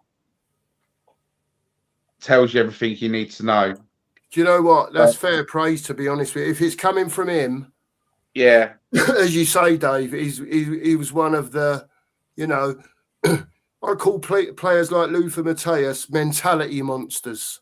yeah, Dave. absolutely. They just got that. They've got that thing about them. And when players like him speak, which they don't very often, do you know what I mean? I never see many quotes of Luther Matthäus on Google. No, he's a very, very, very private man, apparently. Yeah. So, you know, I would say that his opinion is very relevant in the conversation. And again, I'm not saying Luka Vuskovic is, you know, anywhere near where he could, you know, get to. But obviously, people like Luther Matthäus are seeing big signs. And let's be fair, this season, Vuskovic is playing in the Bundesliga. He's playing against men. He's not playing against kids every week. Yeah. You know, and he's been more than holding his own. So we know the Premier League's a different beast. Do you know what I mean? But, you know, some people are just at that level, aren't they, chaps? Yeah.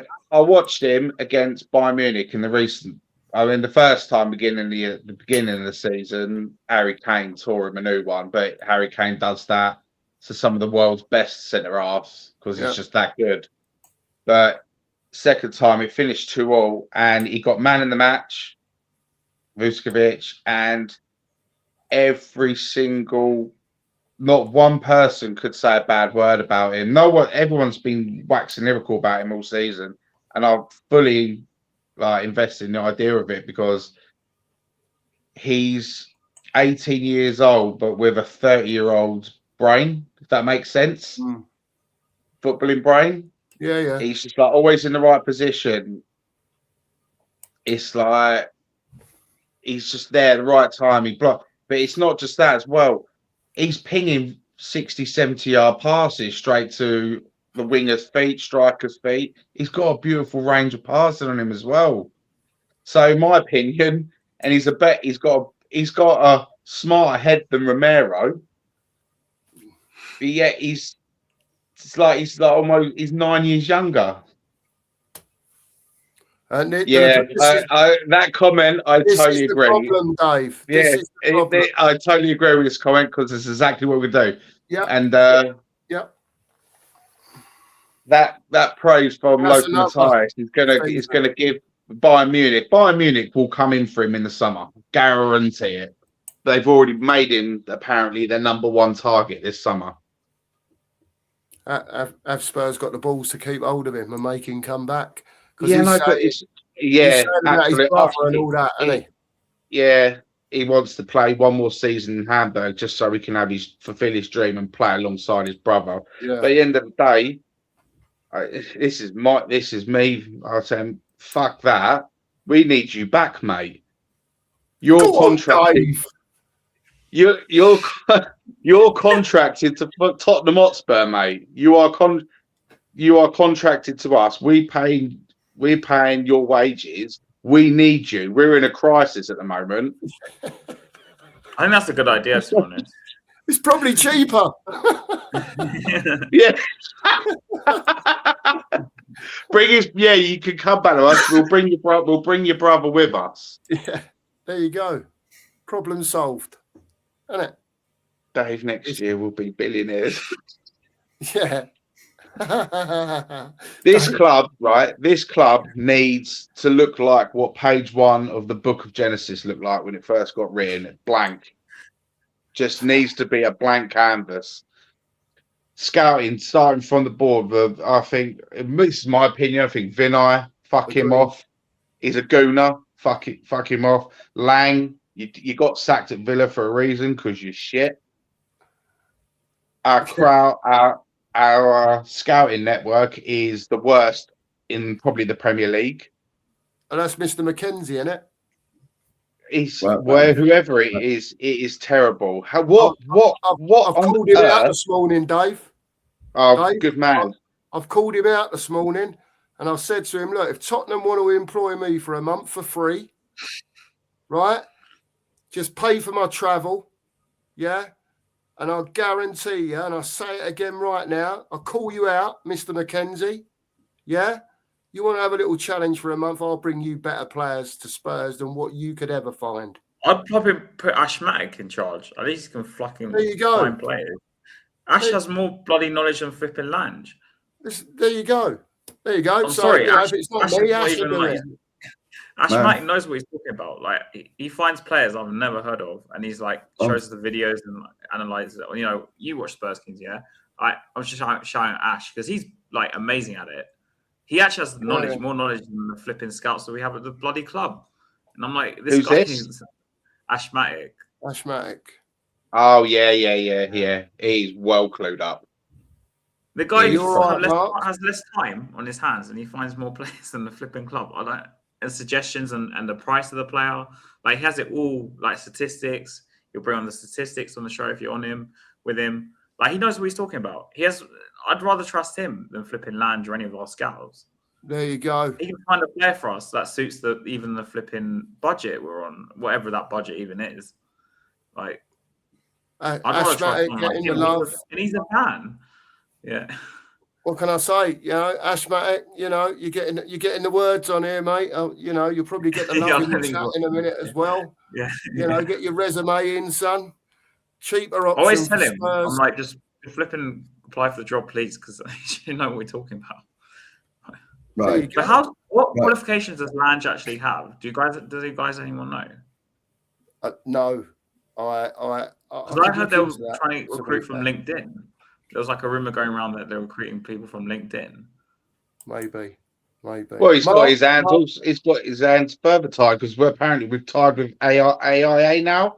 They're not. So that's another thing he's got to worry about. Yeah. Right. I'm going to break in a minute. Mark, did you want to say something? What's up? Yes, mate. I'm knacked. I'm going to bed. All right, mate. Just leave it running, and I'll shut it down when we're finished. No problem, mate. Thanks very much for all you've done. Take care, Mark. Appreciate it. You take care, Mark. Sleep well, mate. Alarm, Mark. Set your alarm, mate. All right, mate. See you later. Take care, fella. Take care. Take care, buddy. Big up, chat. See you soon, man. Big up to the sheriff. He's knackered. Bless It's past him. his bedtime, to be fair, because he ain't been at work today. And I think he's normally in bed about sort of 10:15 time, 10 o'clock time, because he's up at 4:45 every morning when he's on days. So I think it's caught up with him a bit, even though he ain't been at work today. But fair play to him. He's set the shows up and done everything. Good for him. He's a good lad. He's a top bloke. He's a top bloke. I don't want to sell him, Daniel Vuskovic. I don't want to sell him. No. You know, you're right. I think it was you earlier in the comments. You put, look, we just buy cheap to sell dear. And this is another opportunity for them to do it. Do you know what I mean? So, all right, fair enough. If you're going to sell him, put a stupid price tag on him. Let's see if they pay it. If they want him that much, yeah, and he's as good as everyone says he is, don't put him up for 50 million quid. Don't put him up for 70 million quid. Put him up for 100 million quid. Everyone will laugh because he ain't played a Premier League game, right? But if they're serious, let's do to them how they bartered us with Harry Kane. And if they want him that bad, pay for him. That's where I'm at with it. You know, if you're gonna sell one of your best talents that's coming through, yeah, then don't get me wrong, I don't want them to sell him. But if you're going to sell him, like Daniel said in the chat earlier on, sell him at a premium. Yeah. Overprice him. Make him pay more. Make him pay for him. You know what I mean? Especially Bayern Munich want him. You just chuck the highest price as you can, really. Yeah, absolutely. Absolutely. I mean, they've mugged us off over the Kane deal with Tell and that, haven't they? Let's be fair. Yeah, they big time. They pulled that pants down, and they were still paying for Kane, weren't they? They were doing it in 4-year installments, but because we gave them money, this boils down to our shit scouting network again. Yeah. What the hell? Who went back? Who managed to convince our sporting director? Go, yeah. There's this lad in the championship. Name's Archie Gray. Let's pay £45 million for him. What the he's going on that. He must be a really good negotiator, because that's not a £45 million player.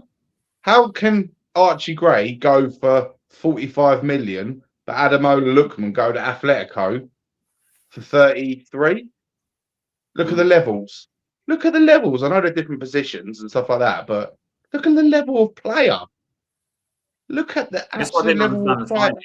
I didn't understand, because you could buy a Hmm? first team player with 40 million. I'm not saying it would be the best first team player, but you get someone good for 40 million. Not a kid. Like, I don't get it. I still don't get the transfer. I don't see what ENIC are trying to achieve by taking the risk. That's the part, and no one can really give me a definitive answer, because they're a money making company. That's what they do. Yeah, and it's almost like, you've all seen me video on the dilution of Spurs, and I truly believe, right, they're up to something. But in business terms, it don't make sense to be flirting with relegation on the money front. It just it don't make sense. Because if we do go down, they are going to see a massive percentage drop in revenue. Massive.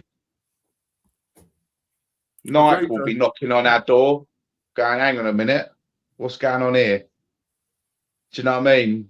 Then they'll probably white contract them next year will be sponsored by fucking Joma or something like that, or fucking who's the other, Lonsdale. Do you know what I mean? It's going to be absolutely awful. Absolutely awful. It's scary. And do you know what I'm really going to... Go on. Sorry, Dave.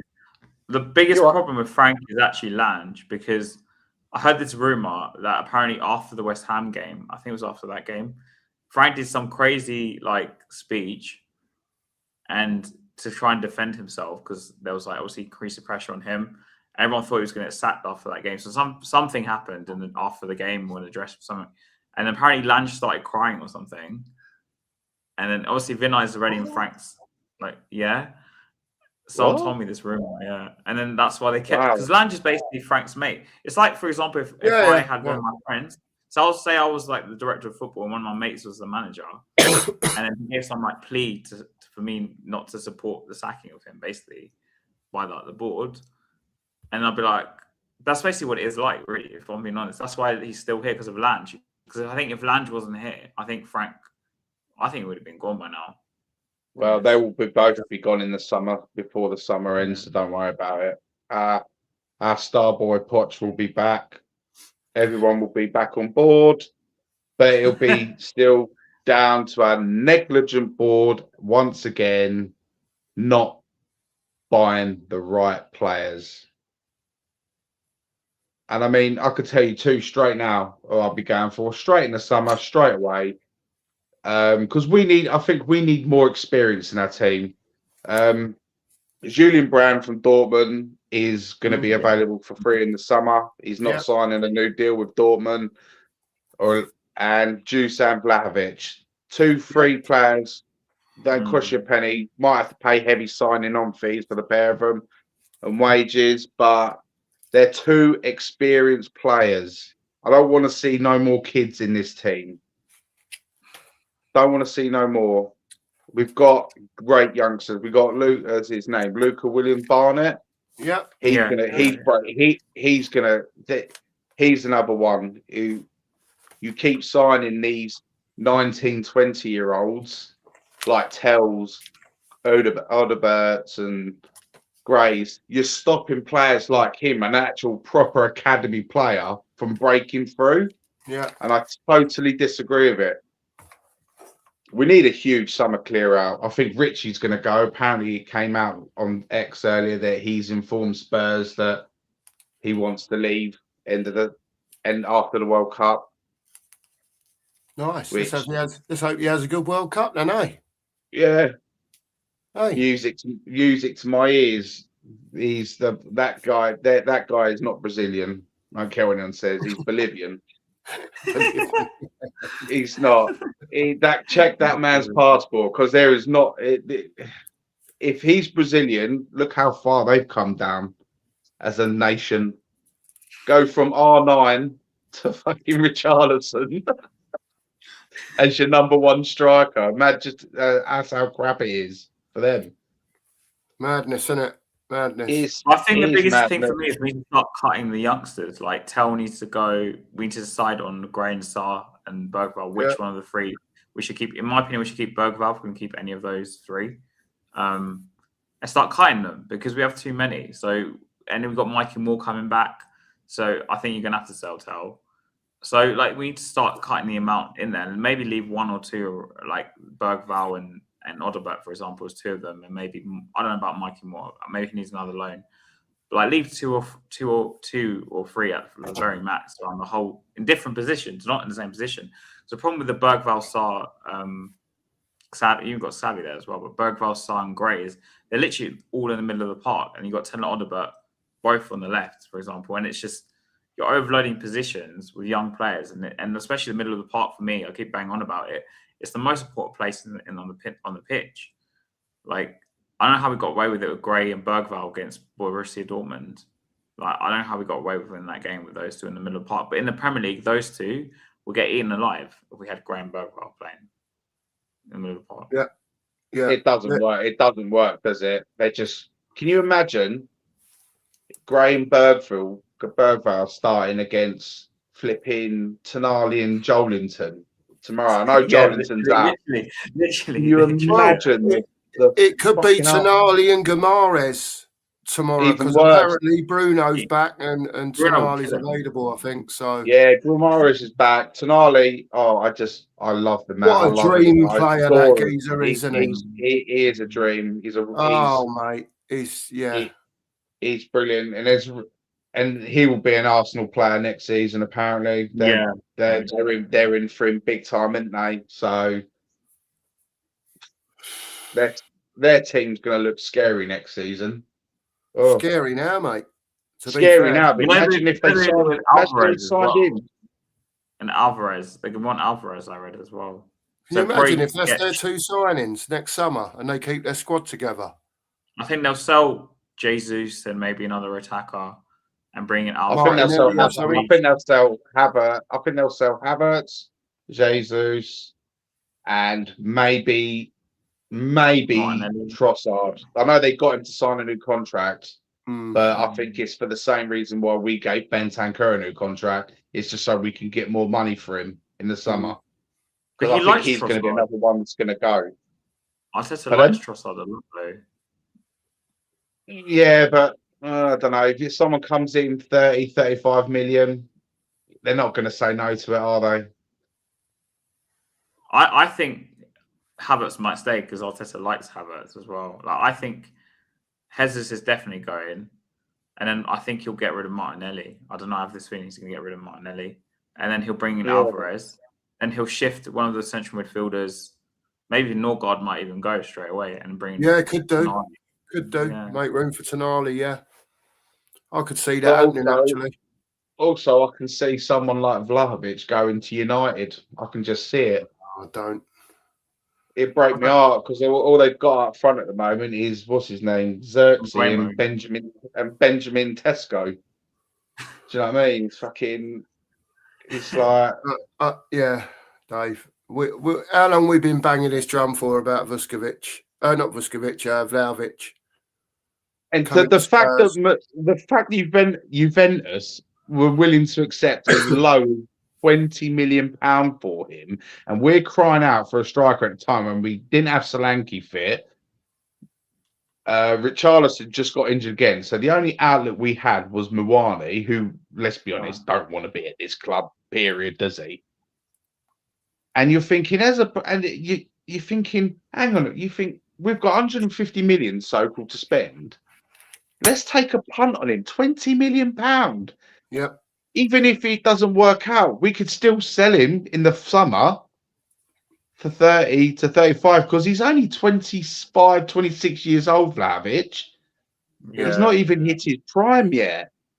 You Plus, can I still think it make might money. suit football as well, like because plays a lot of long balls. I mean, Sasori Vlahovic, in theory, would suit the way Frank wants to play, wouldn't he, or not? Well, yeah, it's a no-brainer. Yeah. He's physically strong, but the thing is with him as well, he's big, he's strong, but he's no slouch. He's very quick for a big guy. He's got very good pace and agility for a big physical guy. I think he'd suit us down to a T. The way we play the way Thomas Frank plays football, anyway. Yeah, agree, mate.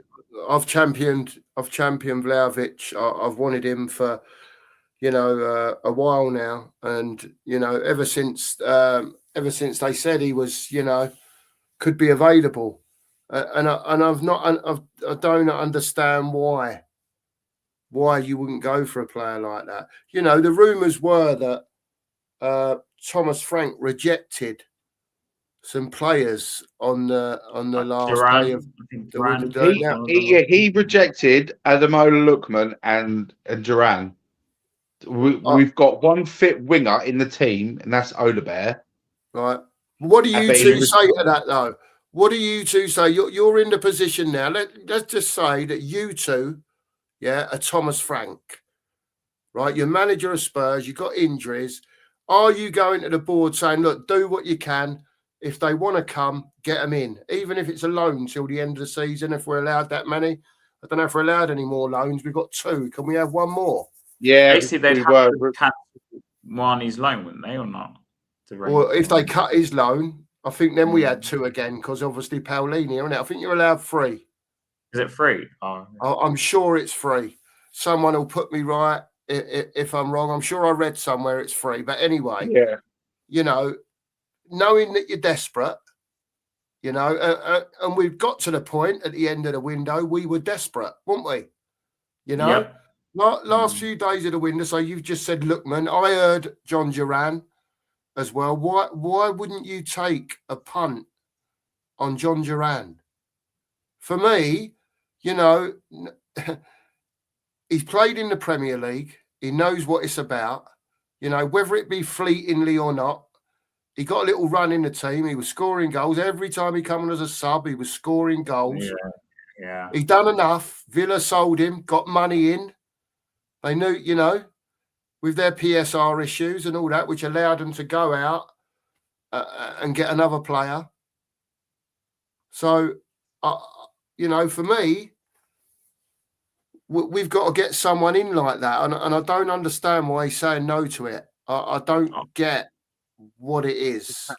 I get the Lookman bit, the dickhead policy. I get that to a point. Yeah. But he's Akliouche was the biggest criminal one. Apparently that was done and dusted. Reports coming out from outside Monaco that he was ready to book his flight to come to London to have his medical. And it just fell out of nowhere. It just fell through on the last minute. And even though Monaco got his replacement in, they got him in off Sunderland, didn't they? And but apparently he's not the right player for us for what we need. But hang on a minute, mate. We've got no players. They're all fucking injured. They're all injured. Giant Panda, my answer to this is that as a football club, right, you look at what's going on.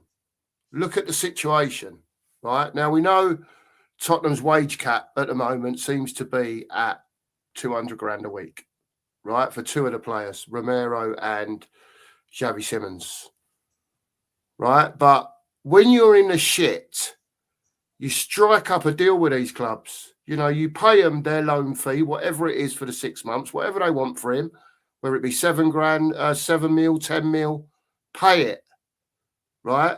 And then you come to the agreement, we'll pay it, but you're going to pay half his wages still. We'll pay the other half. There has to be a bit of give and take with it. So it's not all one-sided. It can be done. We've had this conversation before on the channel. And by the way, I'm not having a pop at you. I know he's on a lot of money. Yeah, but these things can be done. There's always ways round things if the team that need him, and in this case, Tottenham Hotspur, are prepared to do it. We know they're not. You know, they're not prepared to take that chance. It seems like they're prepared to roll the dice on Thomas Frank and with what he's got.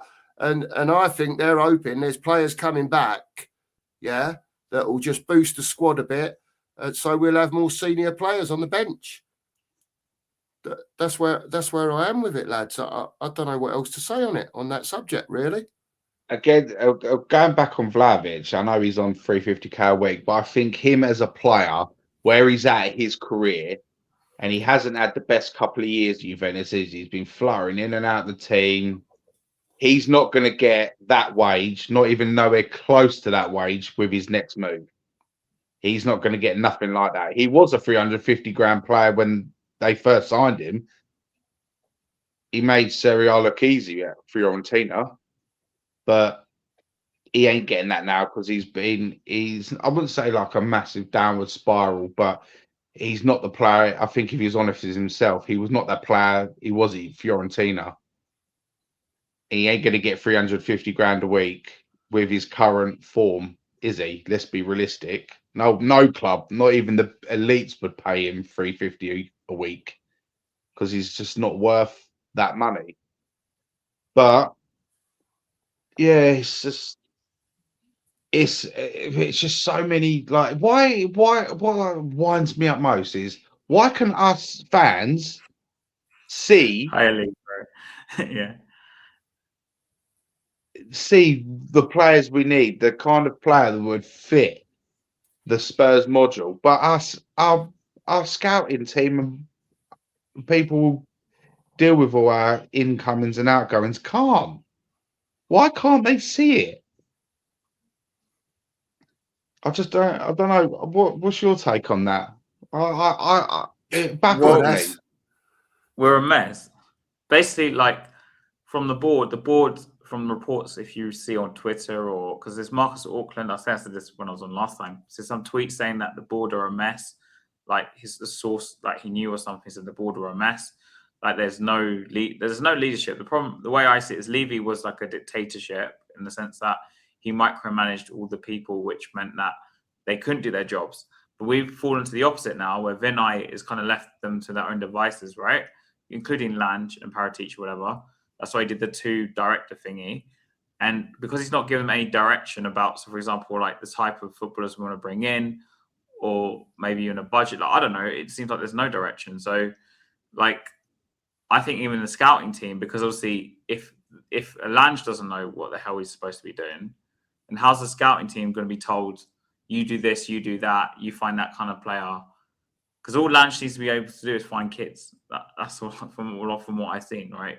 And maybe the odd senior player like Gallagher. But I think that might have been just the club sort of move because we were desperate in some ways. But like, I just don't think they have any football like intuition or knowledge or like organization about. So, for example, if you want to build a team, you build it in a certain way. So you'll say, okay, we need this type of player in this position around this age. And you target like a list of 3 or 4 players. Yeah. And then you get them, which seemed like in the summer there was some sort of thinking that way. But in January, it doesn't seem to be anything. And then, yeah, I just don't think they know what they're doing. I don't know, it sounds stupid, but I just don't think they know what they're doing. I don't think, because Lange doesn't know what he's doing, and they've just been left to their own devices rather than like giving direction in terms of leadership. So, like I said, give them some sort of like end goal or something. Tottenham is in charge by not just the owners. I'm talking about the people who sit in the boardroom day in and day out, making the big decisions. What's best for the club? They're all just financial gurus in my eyes.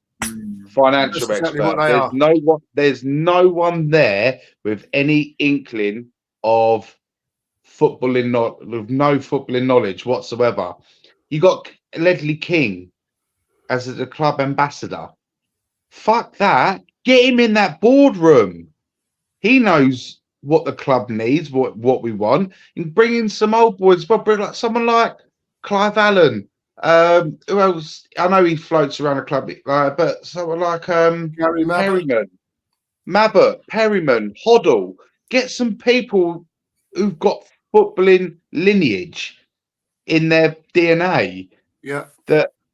And this is where I think we're so wrong as a club at the moment.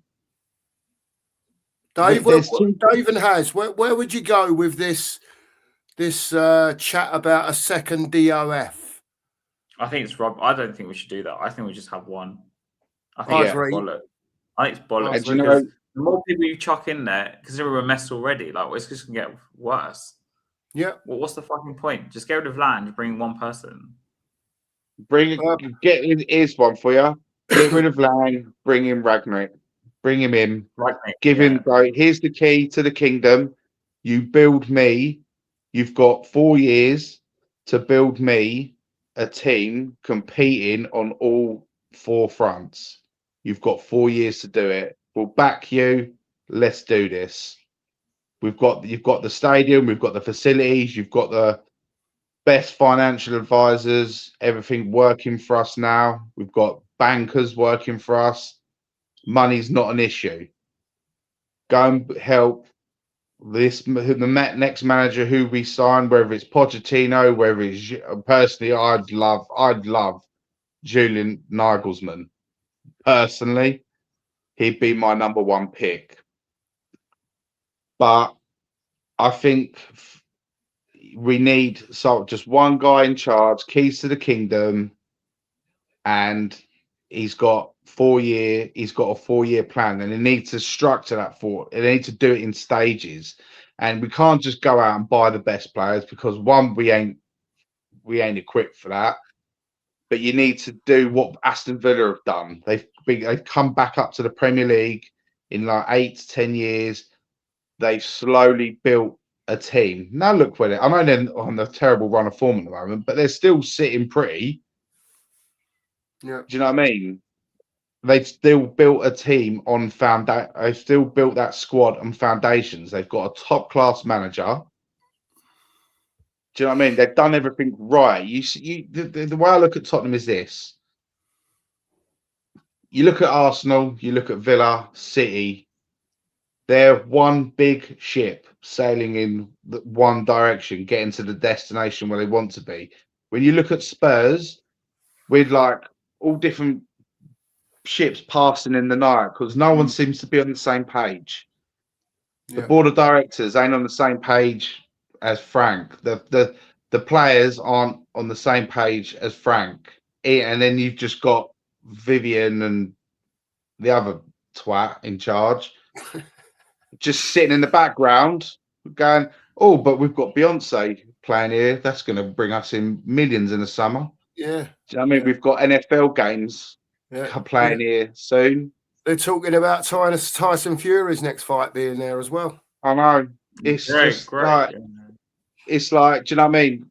They look at Tottenham Hotspur now are a business with a football club on the side.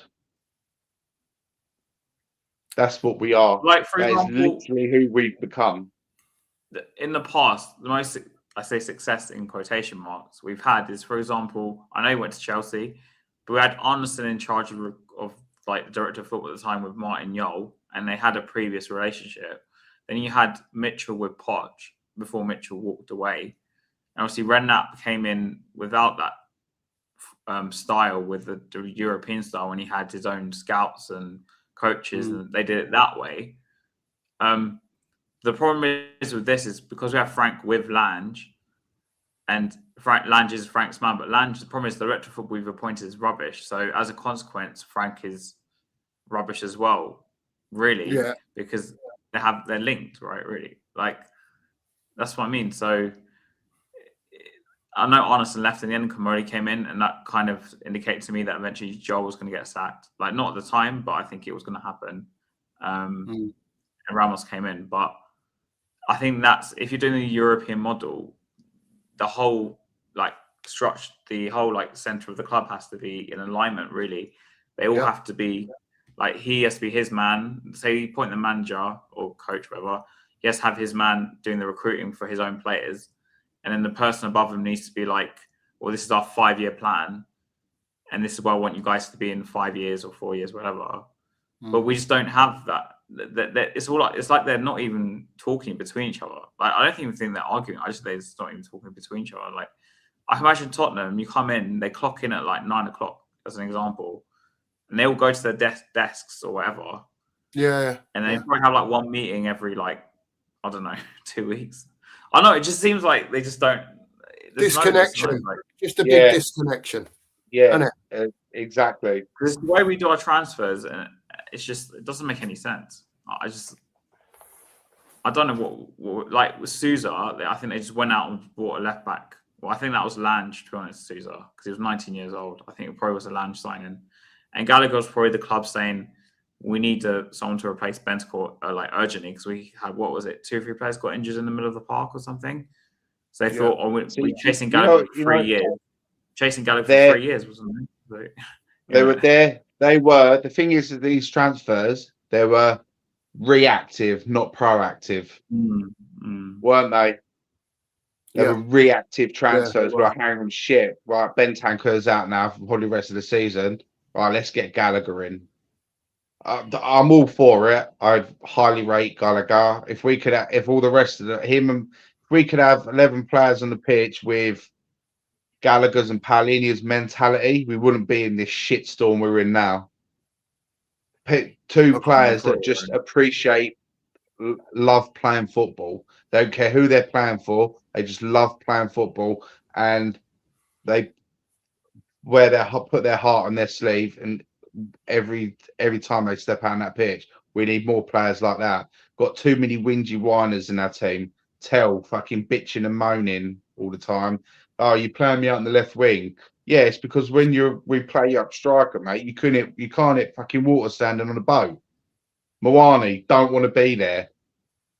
Odegaard, to fair to him, he tries really hard. He tries so hard and he works hard for the team. Then you got people like, I'm gonna call him out, even though I love him, Van de Ven, showing absolute no respect, blanking the manager, and him and Spence blanking. Spence with his shitty attitude problem, Udogie with his fucking Weetabix fucking hamstring. It's just, it's terrible. It's Vicario screaming at every single player every time a goal goes in. You know, it's the club's just rotten at the moment, lads, isn't it? It's rotten from literally from the top to the bottom.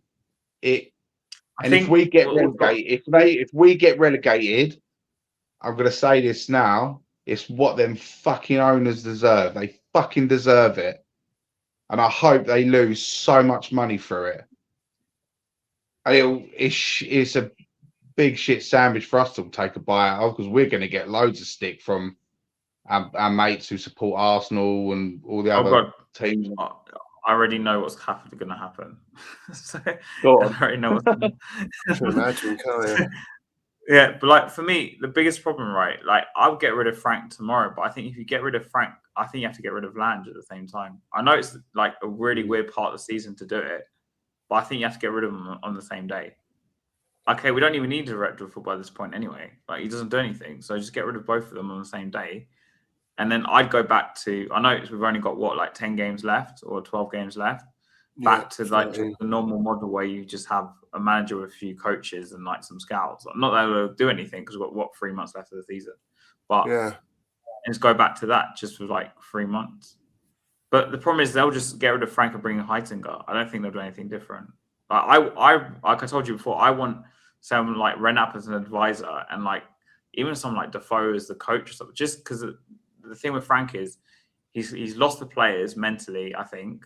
I don't think Frank's tactics are completely awful, by the way. Like, there's some games where I think he's actually done a lot of the right things, but he's clearly lost the players. Like, they're not playing for him. I know that people claim they do, but a lot, like if Romero's kicking off, they're not going to play for him, and they don't believe in his tactics. I'm not saying his tactics are wrong. I just don't think they believe in his style or tactics. It's just the wrong fit. And then I think you need some Spurs-related person to be there. and like a coach or something with him. Yeah, because that's the only way you can get fans back on side at least for like the end of the season. Yeah. Back in the day, we said David Peake. Bring back Ryan Mason. Not just not Mason. Oh no, please. I'm joking. I'm joking. Yeah. This comment here. Yeah. Sorry, that comment there. Take Gareth Bale as manager. Fuck that. Take him as a player. Still now. Even now, our players ain't fit enough to tie his shoelaces. What a player! He's my favorite. He's my favorite Spurs player of all time, Gareth Bale. What a player! What a player! And to be fair, what a career he had! What a career he had after he left as well. Single-handedly, he won 5 Champions Leagues with Madrid. Single-handedly won 2 of them through individual excellence. The overhead kick and the back post header against Liverpool, and then the back post header against Atletico. Just what a player! What an absolute. This is another thing. We've had players like this in our team, but they weren't back. They weren't. The managers weren't back to build on that, build squads around them. Never were they? But you forget, like with Bale, he stayed longer. But that team he was in before, Renat's team, got pulled apart because Modric left, King obviously retired. Like Walker, obviously later on, Walker left. But in reality, Bale was like one left of a few from the previous era, the Renat era. He's one left of the few because the Defoe got sold, remember? And Keane obviously left a lot earlier. Like a lot of Renat's players actually left when AVB came in. Excluding Van der Vaart, because for some reason the AVB wouldn't play Van der Vaart. So by the time Bale peaked, he was kind of carrying the team on his own. Like a lot of players before were not there. Like Lennon was on his last legs as well. And you had like maybe Dawson there or something, but he was again tail end of his career. Like, yeah, for me, it's just I think Kevin Wimmer, Vlad Kirikes is your centre back. Wimmer wasn't that bad, but Kirikes was bad. Yeah.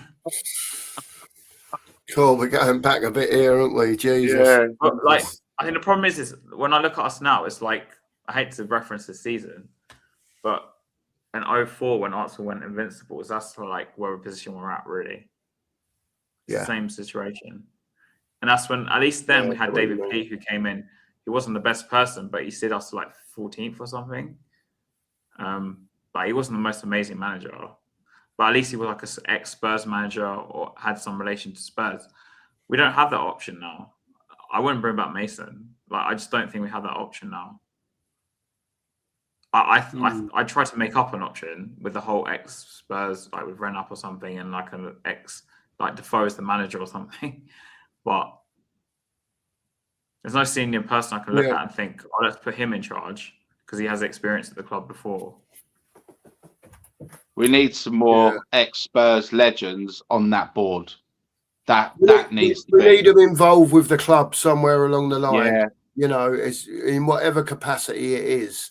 I think they need to get, you know, they say a new manager can have a boost, you know, your new tactics and all that. But I think, you know, if they can get a couple of, you know, ex-players in there maybe, or ex-managers to do whatever roles you want to call it, just to get maybe a bit of feel-good factor back in there, try and explain to some of these lads that, you know, they played for Spurs for however many years and, you know, what it means to play for the club. I don't know, just try and drum a bit of something into them.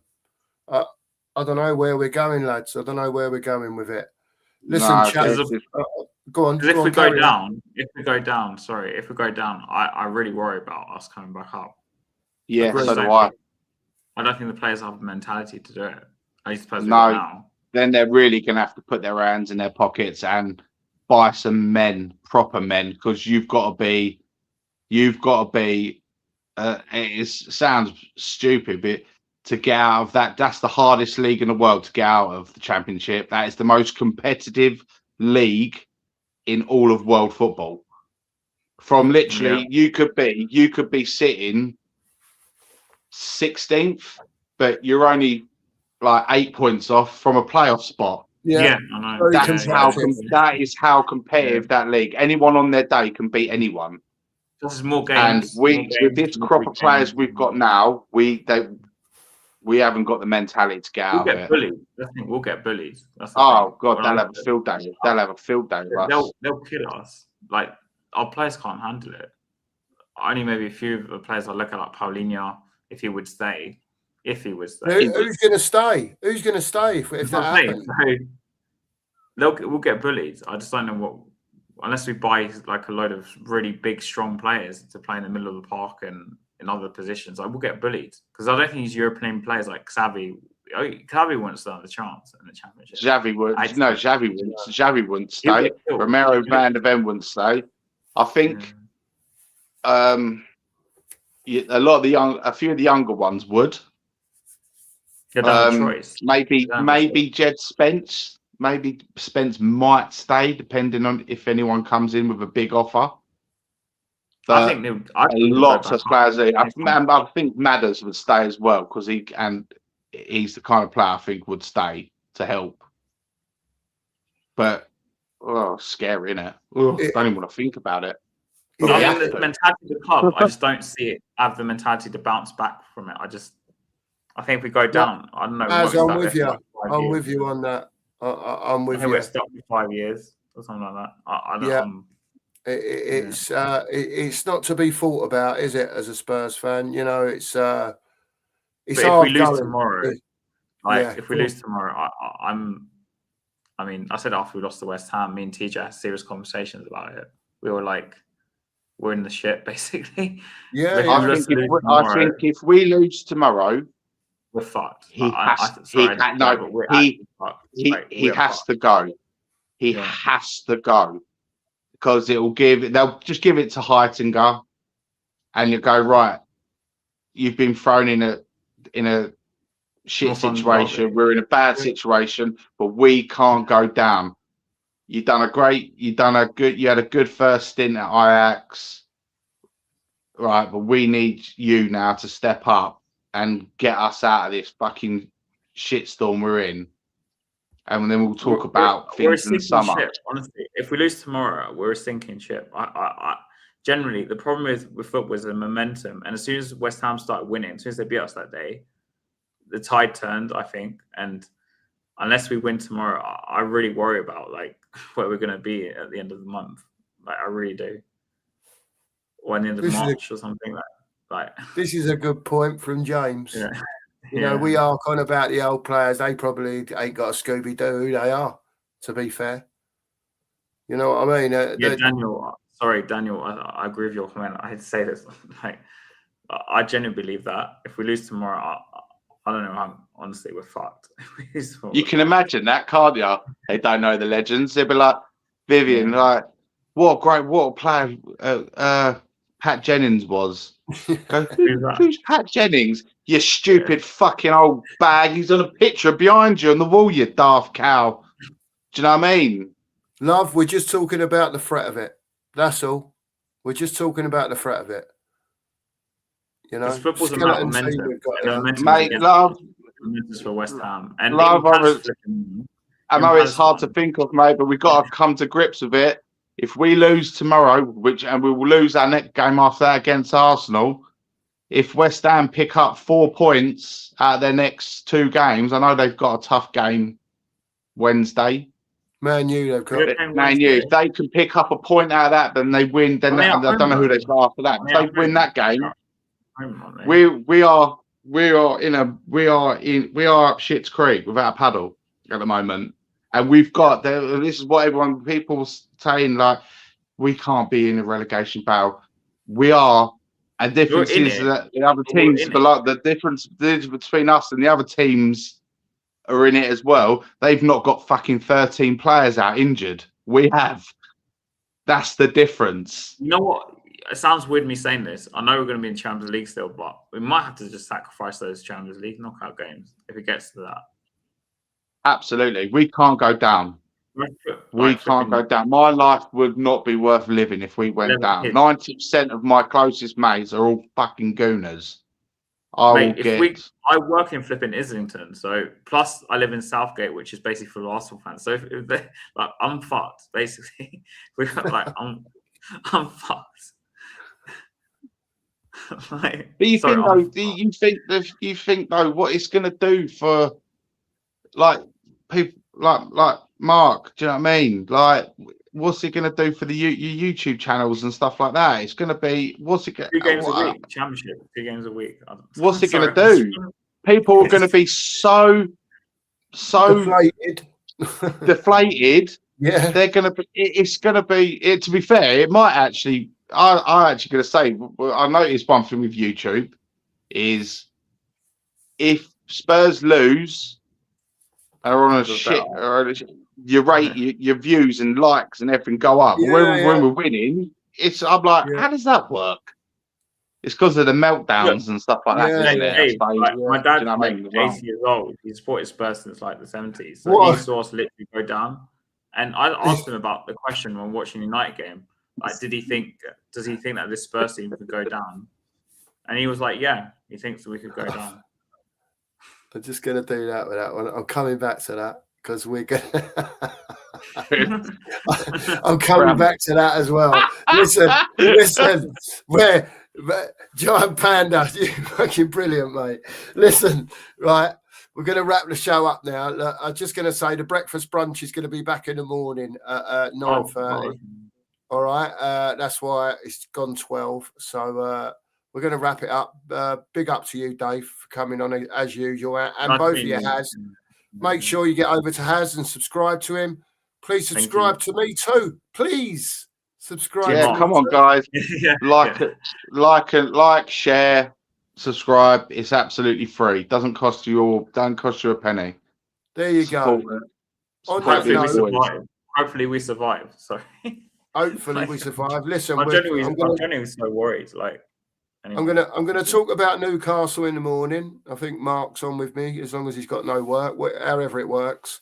And then we've got the watch along tomorrow night, and we will probably stay on for a little bit afterwards tomorrow night to see if anyone wants to come on and have their say, depending on the result. It's win or lose, we'll probably be on.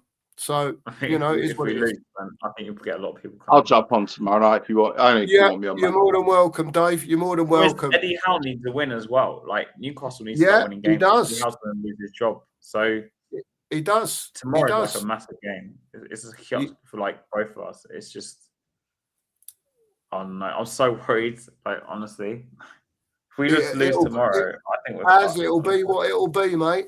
It'll be what it'll be. We can't change it now. All we can do is support our team, mate. Exactly. At the end of the day, we're Spurs fans, and whatever we think's wrong with the club, and whoever we think's causing it, or whatever, we're Spurs fans, and we've got to get behind the lads on the pitch tomorrow. And I think, the people in that stadium tomorrow, if it's full up in there, right, Newcastle are going to be giving it the big one. They always do throughout the game. They're the loudest fans in the country, in my opinion. We've got 50-odd thousand in there tomorrow night. Whatever it is of our fans, get behind them. Give it the big one in there. Just get behind them.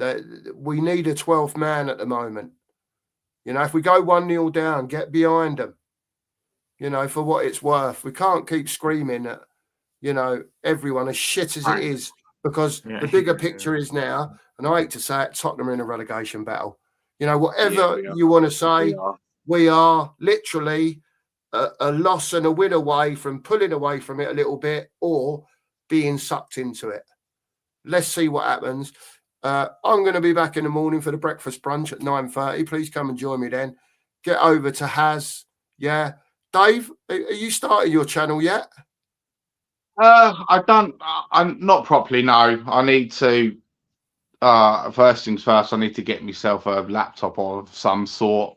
But once I've got it all started and everything like that, I might pop. I'm gonna do videos and start doing more videos and stuff like that. Yeah. Fair dues, mate. Yeah. I will do. Once I've got it all started, I'll let it know and we'll. Let us know and we'll get it promoted out there a little bit.